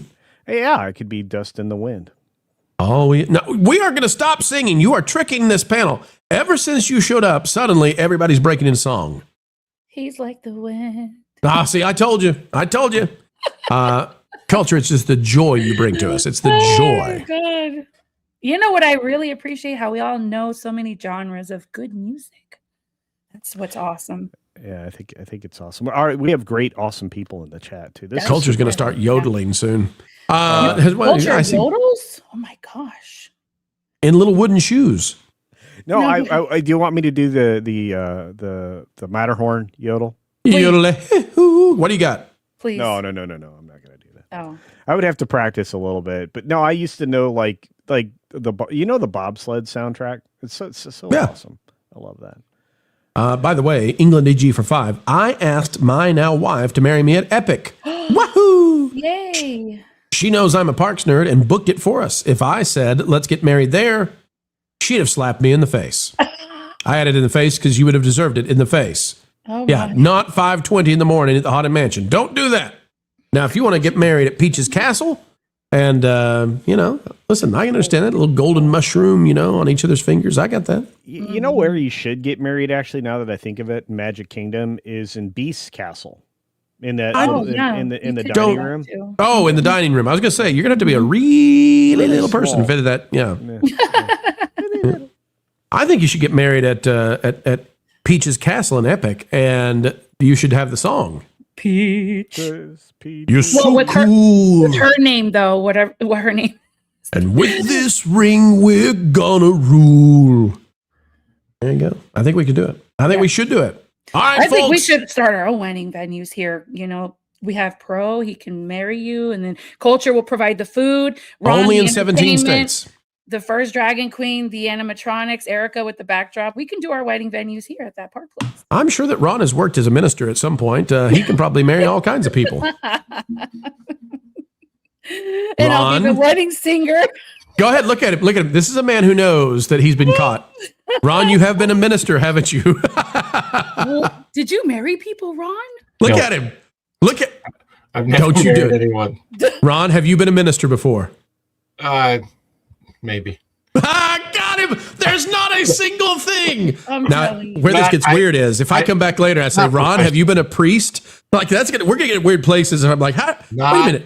How have you been clergy for various different organizations? No. Yeah. No. Catholic, Orthodox, Protestant, doesn't matter. He's done it all. He's a tour de force. Jewish. That wedding place. He does, yeah. Ron in the morning does. Culture's thinking about the food. The food and the I am cake. actually now. Yeah, I'm really I know. hungry. I know you are. Yeah. Ron in the morning does confessions. In the evening, he does bar mitzvahs. He's there for it all, baby. Oh my God. Spring 91 Bear for 2. We should marry. Wait, hold on a second. What is up with this? We know who you are. You're the Cherokee Bear. You're not fooling us. We should marry Harry Sisson and Chris Mowry at the Haunted Mansion at 5 in the morning. Sure. All right, folks, are we ready for the final story of the day? Are we ready to go there? I think so. I'm all cried out. All right. Ladies and gents, this is where it went beyond Rabbi Ron. I just can't wait for 3 days of you and me. It has been a game of telephone at Walt Disney World and Disneyland, and it's a game they want to end. The C-suite is now admitting, yep, We screwed up. We brought the real world into our fantasy land. Here's the article from MickeyVisit.com. Disney wants to reduce phone use that takes away from theme park experience, aka almost all of it. It says one of the most common complaints right now about the experience at Disneyland and Walt Disney World is the need to be on your cell phone while in the park. Guests need to use their cell phones to make Lightning Lane reservations, to access theme park wait times, plus use mobile order or manage dining reservations. The leader of the Disney theme parks, just acknowledge this issue and share thoughts on how to balance this with the need for technology usage in the parks. Let's get into the details, including how Disney looks at whether it's acceptable to increase required phone usage. It's coming from the chairman of Disney Experiences. Here's what he has to say. No, that's Gordon Ramsay. Ignore that. Thomas over here is who we need to talk about. Thomas says, nope, we don't get what Thomas says in those paragraphs. Nope, don't get the wait. We do, finally. Here it is. During this business update, Maslaum, is that how I say the name, Culture? How do we say this guy's name? Is it Maslaum? Culture? Buddy? Pal? Yeah. Principal Mazer. Just How do we say this one, Culture? I can't read it, so let me see. Mazlullum. We're supposed to be experts in this area. I'm supposed to know this guy's name. No, it's probably not Muslim. Oh, come on, Ron. It's not. No. Mauser? We give up, folks. We give up. I can't see it. So Mazlullum. We call it Mazlullum. Commented on phone usage of the parks and the positive impacts of the technology to the need to listen to guest feedback. He explicitly said that they are actively working to reduce the amount of time that guests spend on their cell phones, and that he is personally always pushing for a reduction of tasks required on the phone. So there you go. They are admitting now that they've screwed up, and they have put people on their phones too much. This is we've talked about. Everything you do now has to be done on your phone, and when you get on that phone, what happens? Ron, as soon as you get on the phone, text messages from your boss, from work, from something going on in your hometown, you've got emails, all that opens back up to you, and suddenly you're taken out of the fantasy that is Disney. Yet, what do we have to do? Lightning lanes, dining reservations. Hey, how do I link up my pass with your pass? Oh no, the link's not working. We got to go to a Disney assistance group right now to help us out. It doesn't work. Also forces you to have an updated phone. If you don't have the latest phone, the technology doesn't work right. It sucks your battery power. Oh my gosh, talk about the battery thing. Because you're bouncing from Wi-Fi spot to Wi-Fi spot, and it sucks the battery dry in record time. Talk about that for a minute, Ron. Oh my gosh. I mean, so if I have learned that if I am, obviously if you're live streaming, you have to have extra battery power, because if live streaming, it'll go away in an hour, you're dead.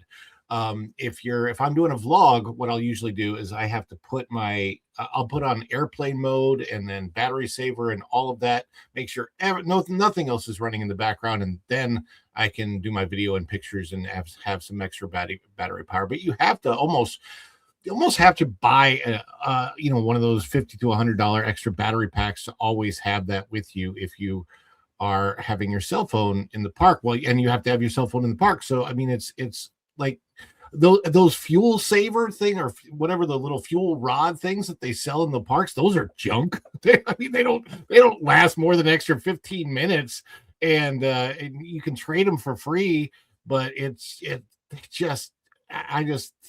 technology is just not there.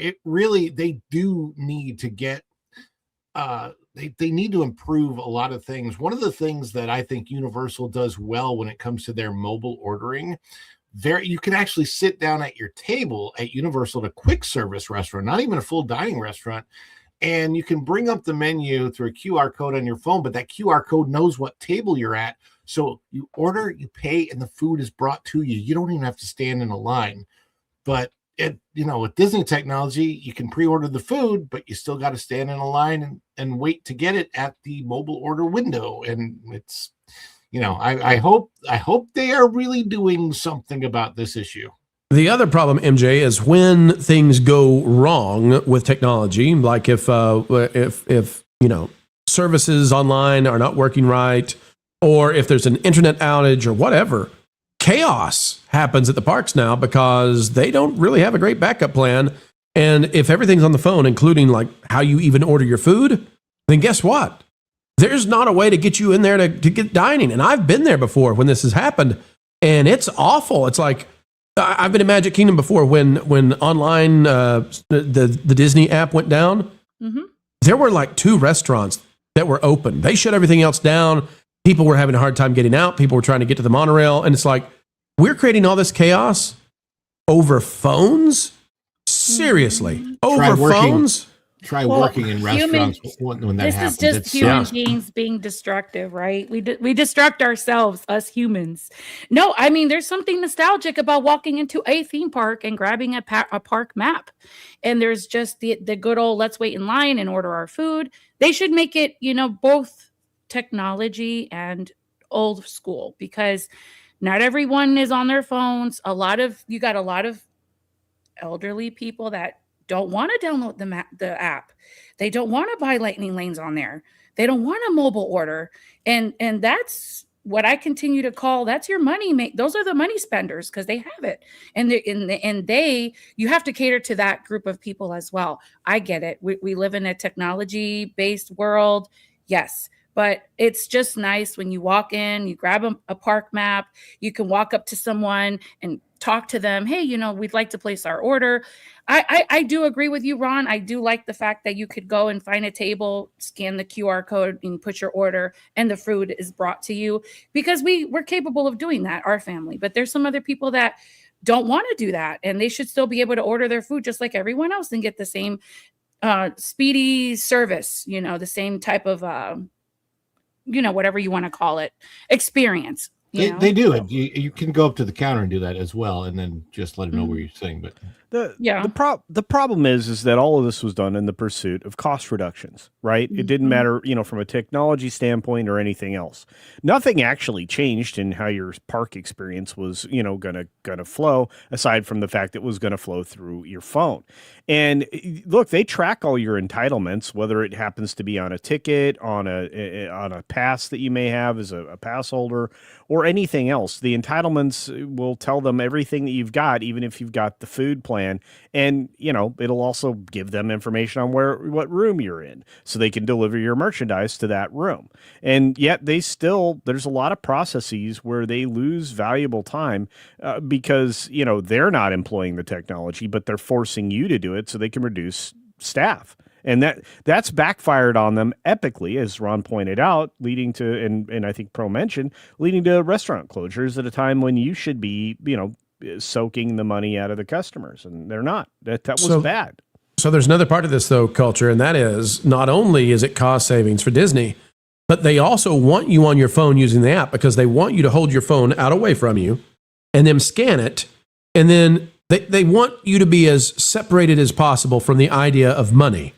Right? So this pursuit is all about, if I hand them cash at the register, I feel it. I know how much money I've spent. If I pull up my debit card and I pay with my debit card, it still flashes that number. But if I just turn my phone away from me and they scan it and that's it and it's over, then I lose that feeling of how much I'm spending, and I'm likely to overspend. And that's a win for them, right? Well, again, look, you want to point the finger on who created that situation. It's in the 2 guys they hired as outside consultants from Candle Media. It's Skaggs or Staggs, excuse me. You did that on purpose, don't you? I did. It's Staggs and Mayer.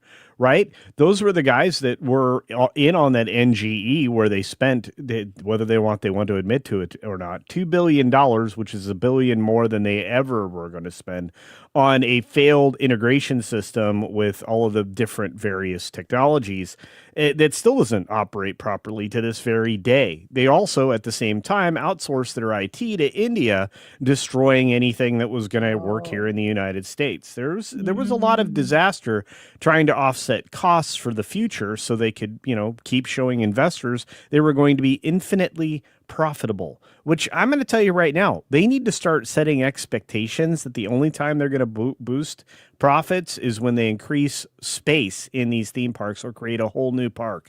Increase capacity. Yeah, capacity is king. And again, they don't need to do it by taking away things, which is another problem that Disney's been exploring. Like the reason that the hub is so ugly now in Florida, and is because they took out all those trees and all those planters and everything else so they could have a projection show on the castle instead of investing in fireworks. Again, cost reductions have punished Disney across the board. It doesn't matter where or what park it is. It has always been the Achilles heel of the current Iger mindset, which I think isn't reduced with Mr. Damaro. But they know they have a problem. And Ron, I want to go to you on this one. Not only do they know they have a problem, but I'm always amazed when I'm sitting there watching people watch the fireworks or watch a parade or whatever they're doing. I'm amazed because instead of actually watching the fireworks, I think this speaks to a societal problem. Instead of watching the fireworks, what are they doing? They watch the parade or the fireworks on their phone. Hang on, folks, we'll play this. Look at all those phones. Look at all these people staring at their teeny weeny itsy bitsy phone as opposed to looking up at the actual fireworks. Yeah. And Ron, the more Disney encourages people to step away from their phone, the happier I think people will be, because they need to get out of this technological complacency where this is their life now and they need to look up. I agree. Well, I want to say too that I think there was a time when they were considering getting rid of magic bands. I think it's good that they're keeping the magic bands. I like the magic bands. If you don't have your phone out and you're watching an evening spectacular show, the magic band actually plays along with it. The new ones do in the light show, which I actually think that's kind of a surprisingly cooler function than you would think it would. It makes you feel viscerally part of the show. Although the show, I wish they'd bring back Illuminations at Epcot for that show. But yeah, it is a major problem when you go see any nighttime spectacular and all you have is a whole bunch of phones out and everybody's staring at those screens. And there are other problems that distraction causes in a crowd like that. It causes people to get hurt, because there are unfortunately many incidences of people looking at their phones while they trip over some kid that's trying to sit on the ground or something like that. It definitely happens. And it becomes a danger, and it's another thing. They tried to integrate that into the experience at Galaxy's Edge and then call your phone a data pad instead of doing something with the lightsabers that they sell or some other way to actually interact with the area like they did with the wands at Diagon Alley and the other Harry Potter areas. You're going to get me started on bubble wands, which drive me absolutely mad. Oh, no. Bubble wands. Culture, just because you bought 100 bubble wands on eBay and then tried to sell them at the parks and got in trouble, you got to let it go, man. You got to, you knew better. You knew better. I've never been a scalper. I've never done that stuff. No, I tend to give away my things. Like right now, like I have bags of bags. Like, and I'm talking high quality stuff like cruise line bags and other things. You know who has bags of bags? Scalpers, Culture. Scalpers. But I didn't buy them. I got all that crap for free. I have so much free crap. I got to give it away. So, Mr. Tchotchke, we're going to call you Tchotchke Casino. Tote bag from the Don't cruise make ship. me go get them. It's really bad. I have a problem because I did so many Disney things for so many years. They just give you stuff. And he's got an entire room, folks. It's called the Winnie the Pooh room. It's just 7 feet of stuffed poos. You That's poke hilarious. the bear. Poos from floor to ceiling, I tell you, at Culture's house. Hey, MJ, I have a theory, though, that even if people don't explicitly say it, they internally know it. I think people are looking to escape the real world, and when they're not on their phone at parks, unless it's taking a photo of their kids or something, I think people are much happier when they step out of that and into this world. Because honestly, if you want to see fireworks on your phone, just open it up on YouTube. Yes, if you want to see fireworks with your eyes, go to the theme park. 100%. We're so traditional. I mean, people get mad. Why didn't you take any pictures? You hardly have any pictures. And I'm like, because I'm in the moment when I go. I'm in the moment. I will soak it all in and just, I don't know what it is that people feel like they are. There was a podcast I watched the other day, and it was so right on with technology. How on the WDW Pro channel. I'm kidding, MJ. I'm kidding. No, you're fine. They're like this, and they're just showing people what it looks like. Like you feel like almost like people are like preying on their phones, right? Because they're so obsessed. It's become second nature to just be on your phone, and it's taking away time from family. It takes away the parents from the children. They're so distracted. And we have a policy in my house. There's no technology at the dining table. When it's time to eat, everything has to stop, and we are focused on our meal. We say grace. I don't understand what the obsession is. Like, I don't know. And you guys can kind of chime in on this, because I'm just wondering if it's a once in a lifetime vacation. Yes, you need to take the gimbal, take the GoPro, take everything, and yes, pictures, record, but don't live. How do you avoid living on the phone and knowing that you're not coming back ever again, or you'll be back in a couple of years? How do you balance that? I'm trying to figure out, how do you even find that balance, that healthy balance of, I'm on the ride with my kid and I'm enjoying the momentum, but at the same time, I want to record it, but I don't want my kid to feel like I'm not paying attention and I'm not in the moment, It's just, it's a bittersweet. I don't know how to explain it, but you got to find it. As a person, you should definitely look for that, and not just on vacation, in your home and your everyday habits as well. Just saying. Now, Culture, what is it that you have over there? And I'll cover myself on this one. Culture, what do you... Okay, this is one of two bags that I went and grabbed from the Disney room. So this is a Castaway Club cruise bag. It's this big old shopping bag full of bags. I want one of those bags. I love tote bags. You have a bag of bags. I do, literally. Here's another bag. Cute. It's another one of those shopping bags. Do you know how many candy corn candies you could fit in those bags, Culture? I've got, this is all stuff. This princess stuff on Disney, like the princess things. I want that bags that are not available anywhere else. That $800 minimum microphone? I want you to smack that thing around a few more times while you open your bags. Oh, okay. Look, I know how much that microphone costs. Smack it some more, buddy. No, Can you do a giveaway, Culture? I will. I'm gonna have to. I will put in a raffle ticket. I want all of those bags. Look, She's bad lady. Here's another. This is a bag of D23 junk that I got. Well, I don't want that one. I like the other ones. It's like here's D23 official D23 ears right here. If they were good, if D23 was good, I would wear them. Hey, Culture, put them on. Put them on. Come on. Tell the truth. You've never worn. He can't hear me anymore. He's never worn these ears. Look at that. It's still got the tag on it. I knew it. Never has he ever worn the ears. Oh my goodness. Until now. All right, headphones back on, Culture. I know you can't hear me, but come on. What are you? Oh wow. We could see him just fine. He just wants to show off his fancy schmancy really, camera. really good. It looks really good. And that's it. That's all we get. I'm so disappointed now. I would sport those if D23 was not lying to us. Did you all see how he did that hair move once he took the ears off? He's like Fabio. He literally fluffed his hair as he took the ears off. I did see that. Mm-hmm. And he hit the mic again. Wait, I have the other version of those same ears. Those also have never been worn, correctly? Yeah, none of these have. And then, I know. And then I have this version, which is various shades of blue. These is the Magic Blue Dream ears for Disney Minus. This is specifically for Disney Minus. Sell those to the real fake wizard and put cancel on top. That's a great idea, MJ. Great idea.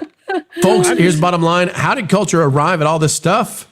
He's awesome. Technology, bubble wands, and Disney apps, I guess, is the lesson here. Folks, spend your money on stuff you can actually use, not a bunch of ears that you'll never put on your head. They were free. They were free? I think you should raffle it out. Like do the spinning wheel or something. You guys don't even know. I have so much stuff. I actually, Lorena Creole, you guys know who Lorena is. I owe her one of the Disney collection Barbies. Oh. Because I inherited all of those Disney Barbies from my mom. Wow. So I have how many Barbies we talking, Culture? So where do I send my address? Barbies, I don't know. The tote bag? 30, I'd like the tote 35. bag. Oh, if you got 30 or 35, we combine those with those 100 wands. We can walk up and down Main Street and really make some money. We'll ride the rides and see the sights, conquer lines, face our frights. Oh, it's a happy holiday with you. Oh, it's a happy holiday with you. Yes, you.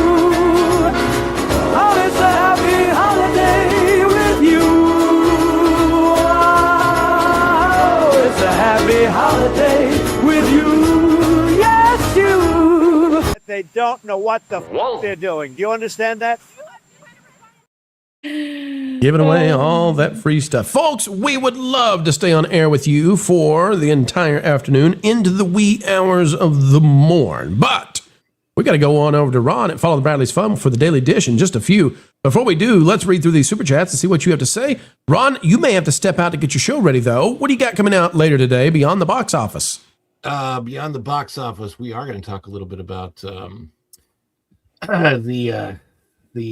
emperor, the emperor somehow Palpatine returned. Yeah, we'll talk a little bit about that and other things that are going on at the in the movies and on TV and how they're gonna put Ron in the movies. They're gonna make a big star out of Ron, Rabbi Ron. All right, Rabbi Ron. No, you got to run. You take care, Shalom. buddy. Shalom to you as well. Oh, you guys are. All right, here we go, folks, with the super chats, and I think they're where everything should be at. We've got Sean, formerly John, member for 12 months. That is a year. Wait a minute. Wow. That is a full year. Happy birthday, Sean. Happy first birthday here on the channel. Sean says, Ron, I have done 3 weddings, 1 Star Wars wedding. I will confirm Ron did in fact see this, and it fills him with bliss to know that one day he might do a Star Wars wedding too. WJB Daily for 5, cell phones impacted guests due to people walking into people due to looking at phone rather than looking at where they are going. I've seen it happen. I've seen lots of people get run over by strollers while they're on the phone as well. Albertus Magnus for 5, never allow the bean counters in management positions. Bean counters only know how to process wealth, not how to create wealth. It's one of the biggest problems in the video game industry right now, actually, is that the bean counters have taken charge instead of the artists. You got to have the artists making art for the bean counters to have any work in the first place. First Dragon Queen for 5, culture. We can use those bubble wands at that wedding place. Haunted weddings take place for less than Disney. Okay. Look, I had to buy specific bubble wands for some little ones in my life. Here comes the confession. Here it comes. How many bubble wands, culture? How many bubble wands did you buy for the little ones? 2. 100. No, 2. Okay, just 2. Okay. Yeah, and again, I'm one of those people say, hey, you're going to the parks. Can you get me this? And I'll be like, all right. And up until the last 3-4 years, that had always been the truth. Every time I went to the park, somebody was asking me to get something, bring something back. I mean, the one year when the dancing lights thing for Christmas went away, I got everybody in my family the go away T-shirts. And all the other stuff that went along with it. Culture, is it true that you've also been getting photos for your family of you standing with various Disney characters? No, you know what? I've never really done that. Is that you behind Temu Han Solo? I've never really done that. Is that what you look like with your beard shaved, Culture? Well, I don't have my face may not be that round, but I kind of look like the not Chewbacca from Spaceballs. Okay. Well, I mean, he's back there. That's him right back there. Yeah. Okay. All right. We've got Flying Blind from 199. Good day, all. Good day to you as well, Flying Blind. Good to see you out there. And Packing Protons. Packing has been sending me such great stuff on X this past weekend. I'm so thankful. And we're going to be using some of it on the Pro Show. Packing Protons for 5. The last time we were in Disney had to be around the time of opening of Star Tours. How much did we spend to get into the parks then? Oh, wow. Nothing comparatively. Yeah, it depends on if it was Disney World or Disneyland, but Star Wars came out in 91, 92? Star Tours? Is that about right?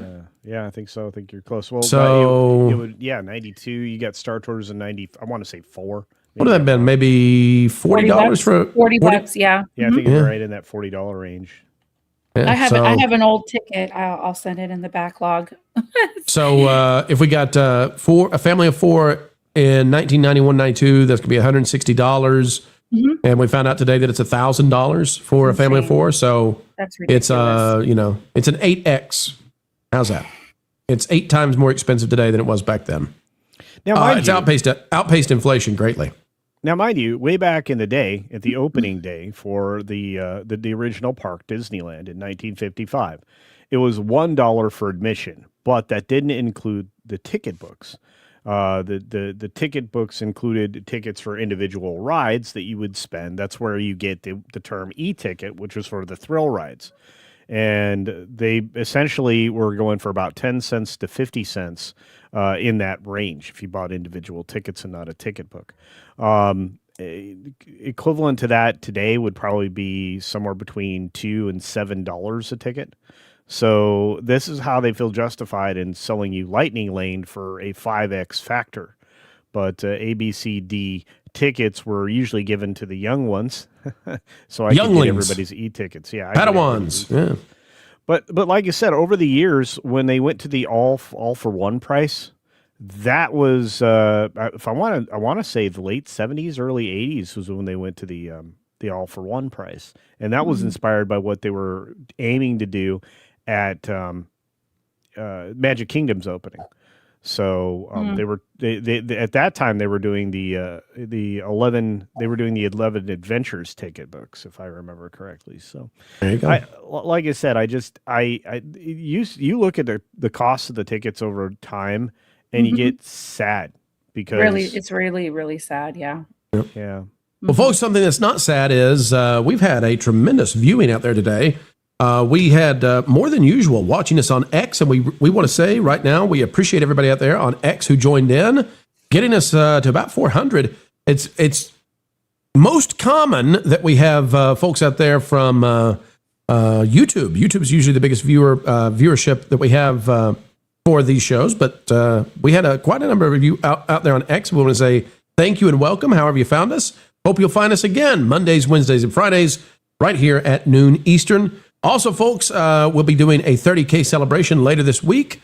Looking forward to that with you. I want to say thank you again. Culture, could you tell the folks out there before we go about that garden place? Sure, yeah. Aside from the main channel, which is obviously Culture Casino, which if you're not subscribed, please do so. I'm permanently stuck at 47,270 or whatever it is. But you can check out That Garden Place. Yes, it's affiliated with That Park Place and all the great things that we do on all of these wonderful channels. But that's because of the kind permission of the man right here, right now, WDW Pro.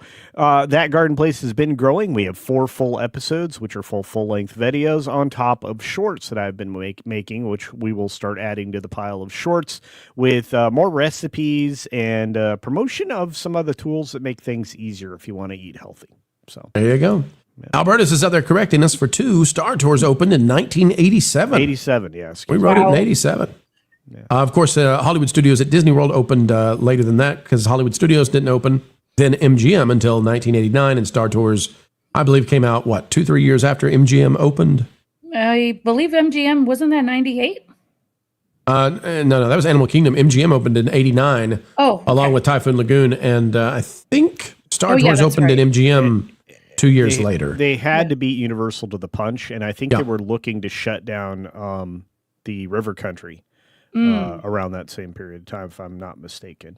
River Country stayed open until the mid-90s, though. Was it really? Yeah. Because the 90s are when they went to the single ticket pricing, the all-in-one ticket. Yeah, because they shut down Discovery Island and River Country once Animal Kingdom came out, and they may have shut it down a little bit earlier than that. So, I remember going to Discovery Island multiple times during my honeymoon. So. Oh, neato. Yeah, it was a cool experience. I liked it. I liked it as a little extra add-on. Packing Protons for 5. I think the last photo we have at Disney was of the Back to the Future train. No, that can't not be right. What's BTTF here? Big Thunder Mountain? No, that's not. That doesn't work. Cartoon. BTTF. Back to the Future. No, that's not Back to the Future. Culture, what's BTTF? Somebody help me out. In the chat. Yeah, I'm lost too. Why is that? From the BTTF animated series. Folks, you're going to have to help me. What is BTTF? I'm waiting for somebody in the chat. They're going to help us. They're going to say this. Moment of silence until they bring up. How can we not get this? This is crazy. We're supposed to be the experts here. Culture, could you make up some acronyms, please? LMNOP. Okay, I'm done for. Sean says Back to the Future. Oh, Sean, we just said it's Back to the Future. We can't figure it out. It wasn't at Disney. They never had Back to the Future at Disney. We're so confused. Backing, what have you done to us? Oh boy. You know what? We're just going to roll with it. Our minds. I think the last photo we have at Disney was of the Back to the Future train. It doesn't make... With cartoon character cutouts from the Back to the Future animated series. I give up, Packing. You have confuzzled our brains. Mm-hmm. We've got Archer We're for mush. $5. We're officially mush. They'll be targeting the kids soon with the 50 per day tickets for kids multi-day packages. They're having to do half-day tickets now this summer to fill out the parks. Half-day tickets. So they're raising the prices to record levels, and then it's like, oh, by the way, you want to come for a half day? We'll charge you half price because we can't get enough people for the regular amount. Now Disneyland's already doing that $50 thing. Oh, yeah. Mm-hmm. Packing for $5. Do I get residuals for coining that garden place? I don't know. I don't know, but it sounds like somebody's getting ready to leaf blow and mow and all that fun stuff. And folks, it's my landscapers. Kudos to the landscapers out there, Packing says, with a sheepish grin. Back to the Future. Yeah, you got us, Packing. You got us. All right, folks, we got to get out of here. We got to go, but thank you for coming to the show. We do appreciate you. More content yet on the way, and the pro show is tonight. Do not miss it. We'll be talking about everything Star Wars, and we'll send you out to the dish, so get ready. We wish you a great time. We'll see you next time right here on That Park Place.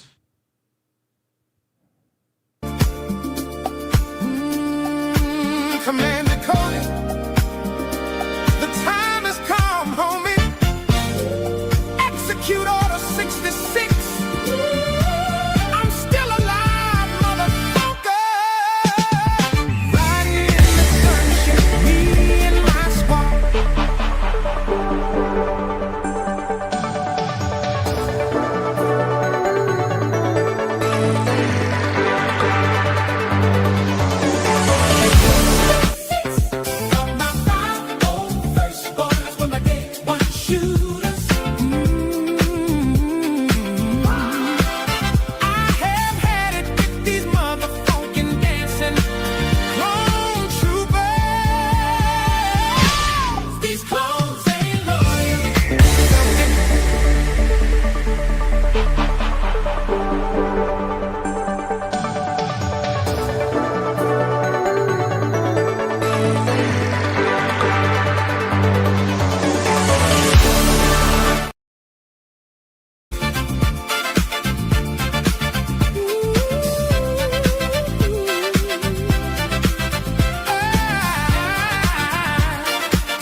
Ladies and gentlemen, we were going to end it, but then you brought us back. Here we are, Packing Protons for $5. Crap, wasn't Disney, Universal. It's a Monday. My bad. It's okay. We'll see you soon. Tell Rob we said hi.